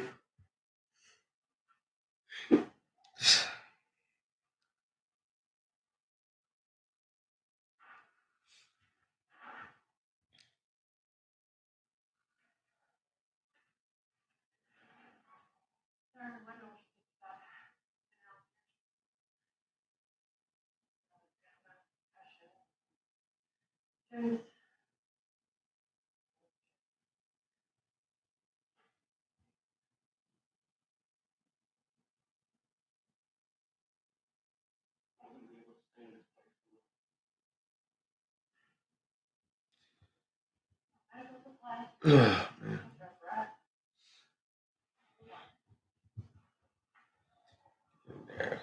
Shoot, I was tired, boss. Oh, yeah. After this episode, I'm gonna have to call it a night.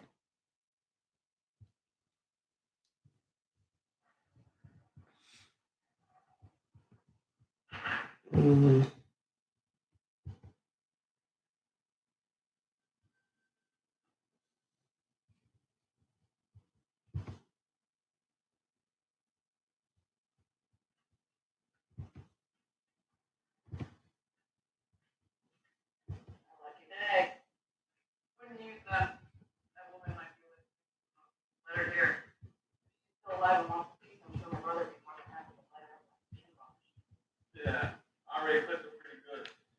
After they killed Daryl, I said, F all these TV shows. He was a killer.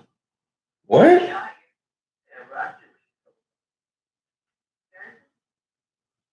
Daryl? I think Daryl's still alive.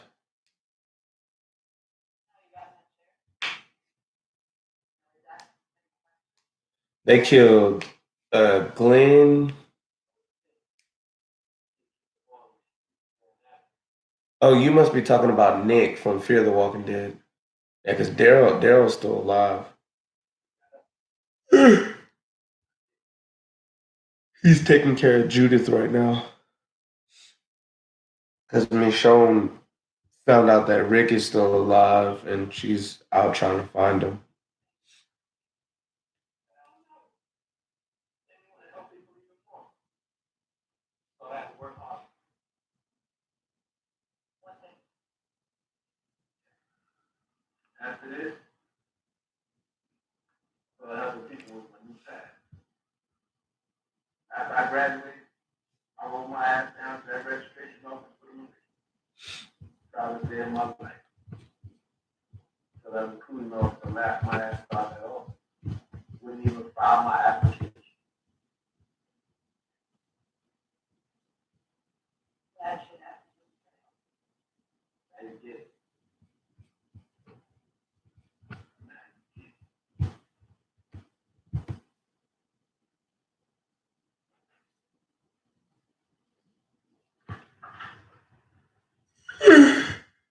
The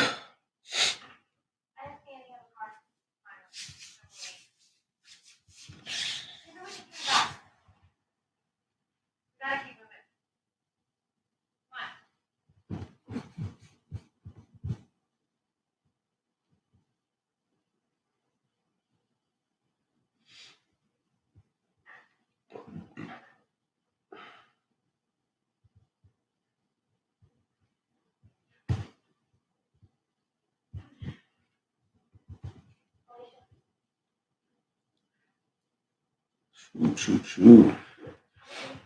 How far do I have to go? Oh, I got 18 minutes left and this episode's over. Cool. Yeah, because I'm tired, y'all. I'm tired. True that. Well, gonna knock out. Thanks for the talk. Already subscribed. Yeah, no problem at all, Ricky. I appreciate you stopping by, my guy. Oh, I gotta take this hat off, y'all. Even though my hair is tore up right now. It's itchy.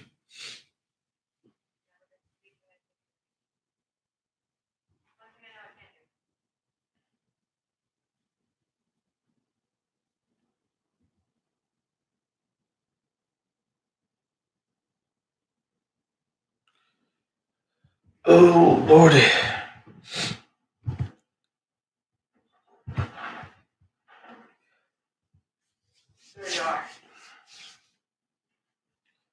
The rest of y'all must have fell asleep on this live stream.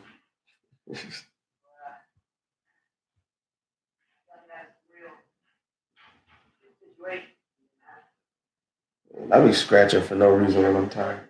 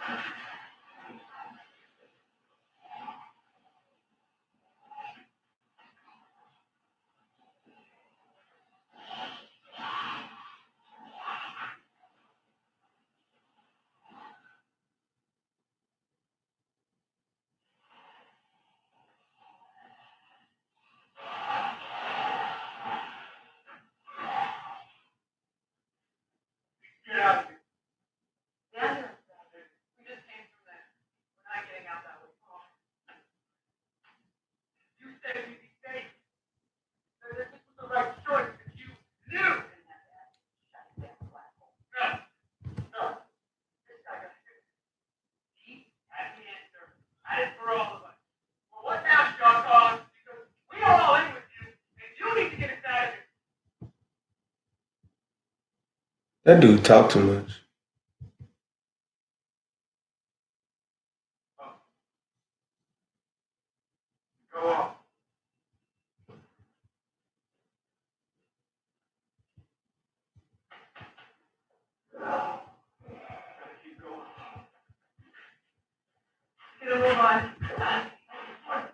Like, why is he so rude to him?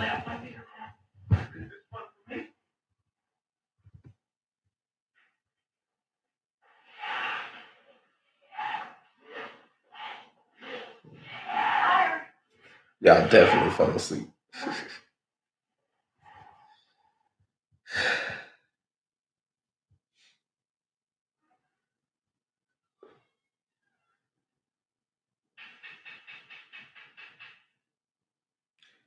I had to cross my T's and dot my I's or I can't sleep well.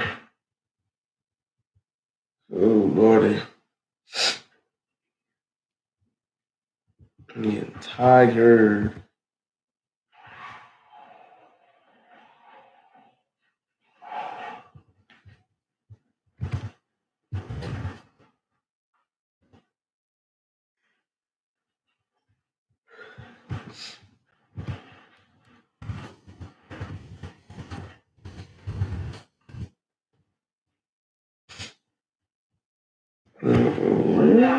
Yeah.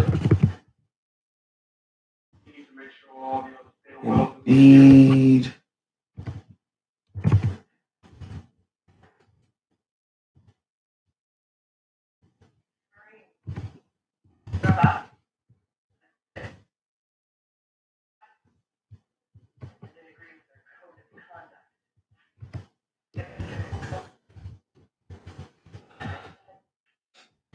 Hey, that's my typing face. That's my typing face for real, actually. Okay. You are a mammal.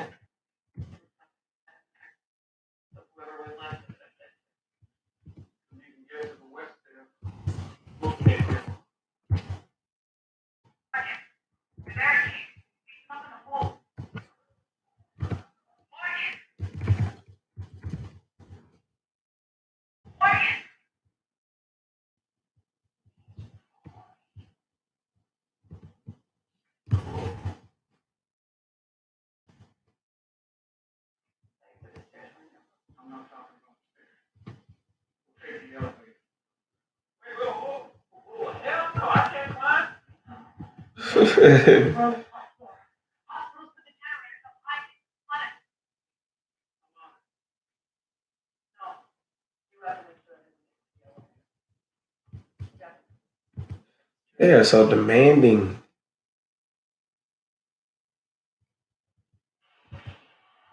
Do either one of y'all want to contribute since y'all telling this man what to do?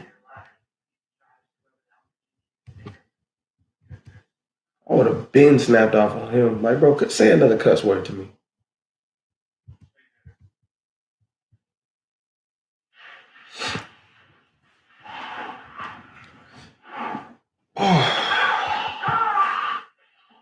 Did y'all fall asleep?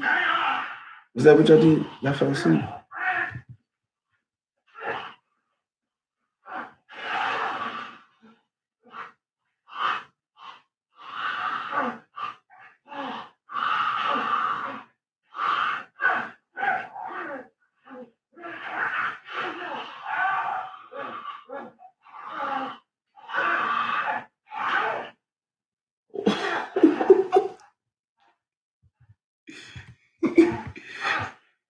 The face that thing.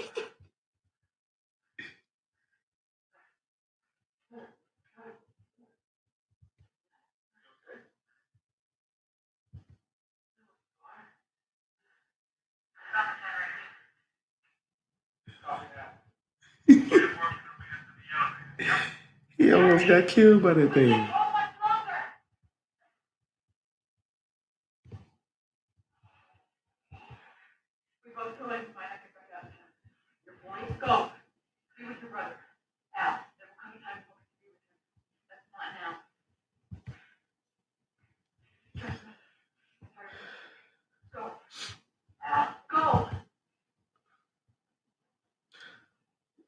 I gotta cross my T's and dot my I's or I can't sleep well.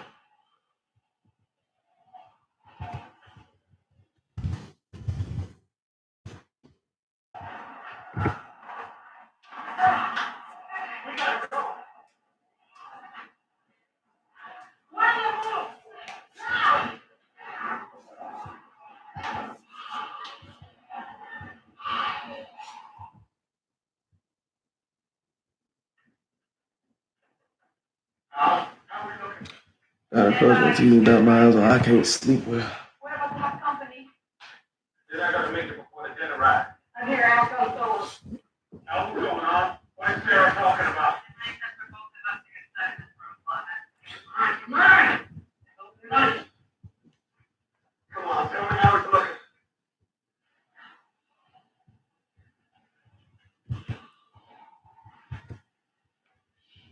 If y'all real, y'all donate the super chat right now. Somebody donate the super chat right now.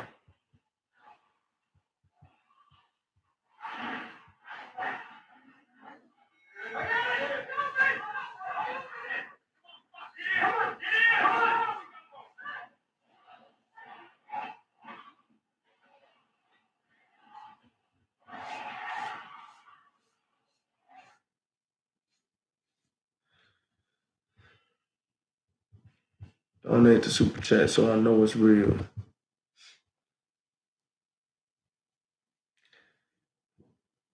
Gotta cross my T's and dot my I's or I can't sleep well.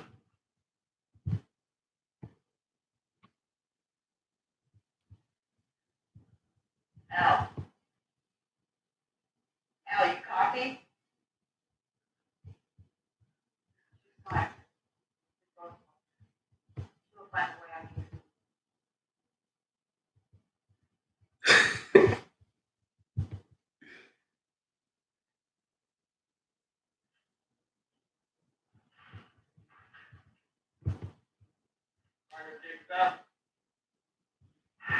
You want to go down there if we could.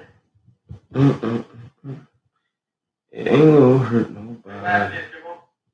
You don't know. Right through a window. Kill one of the dead. You kill one? Yeah. What? Clean that city glass out for disinfection.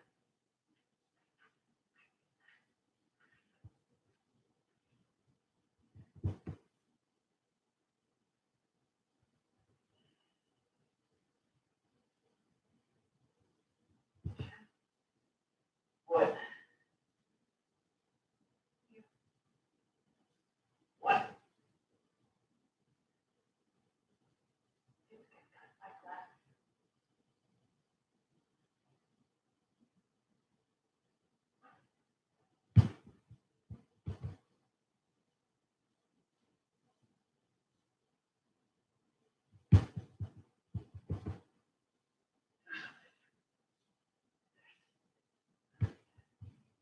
Sorry.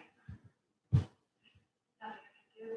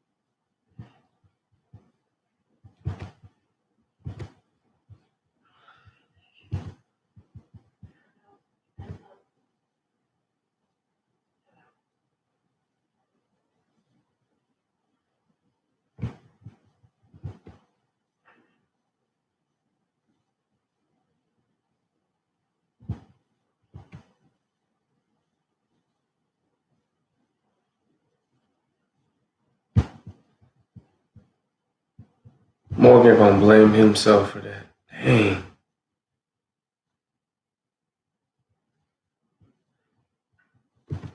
Got the team on your back though.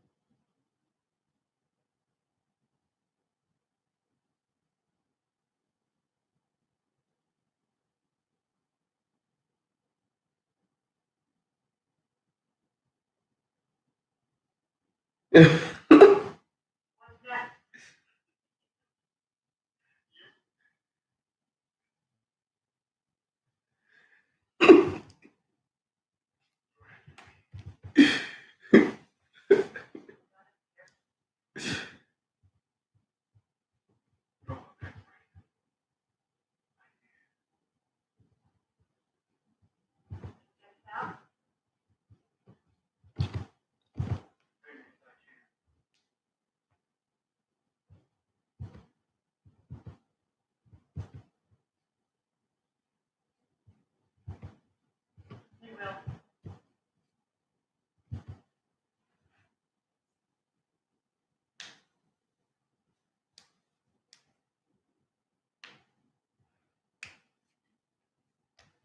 Further will hit this road.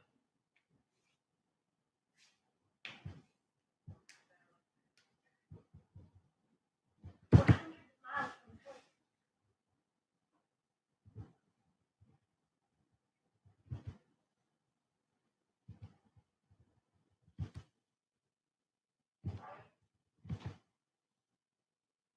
We should have looked at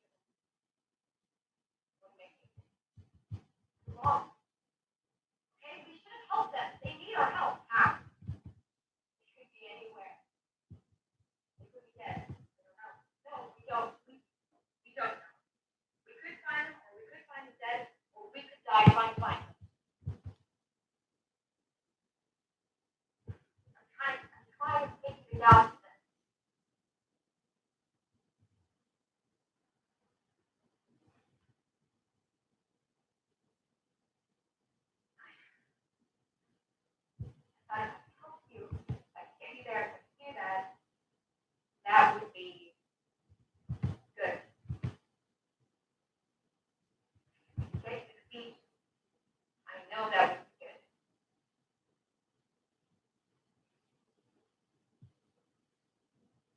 coming to be good.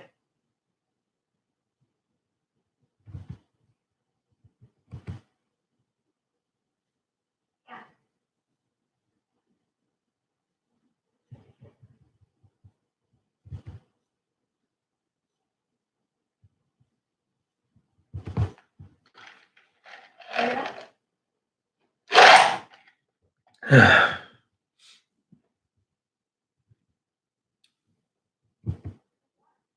I hate when that red thing comes across my screen. Like, just fix the data. Don't tell me that it's incorrect. Fix it. Oh, something to walk outside.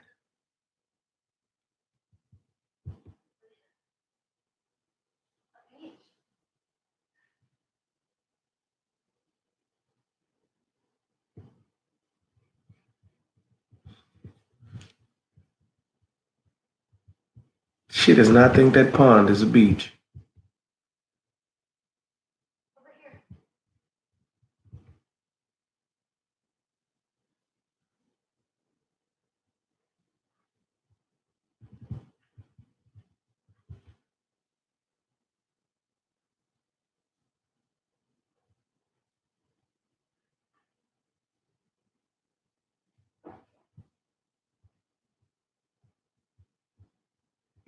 Alicia.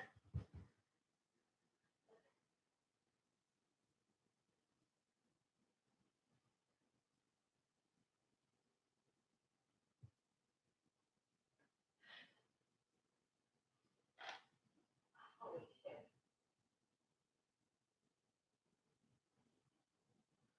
Who was it?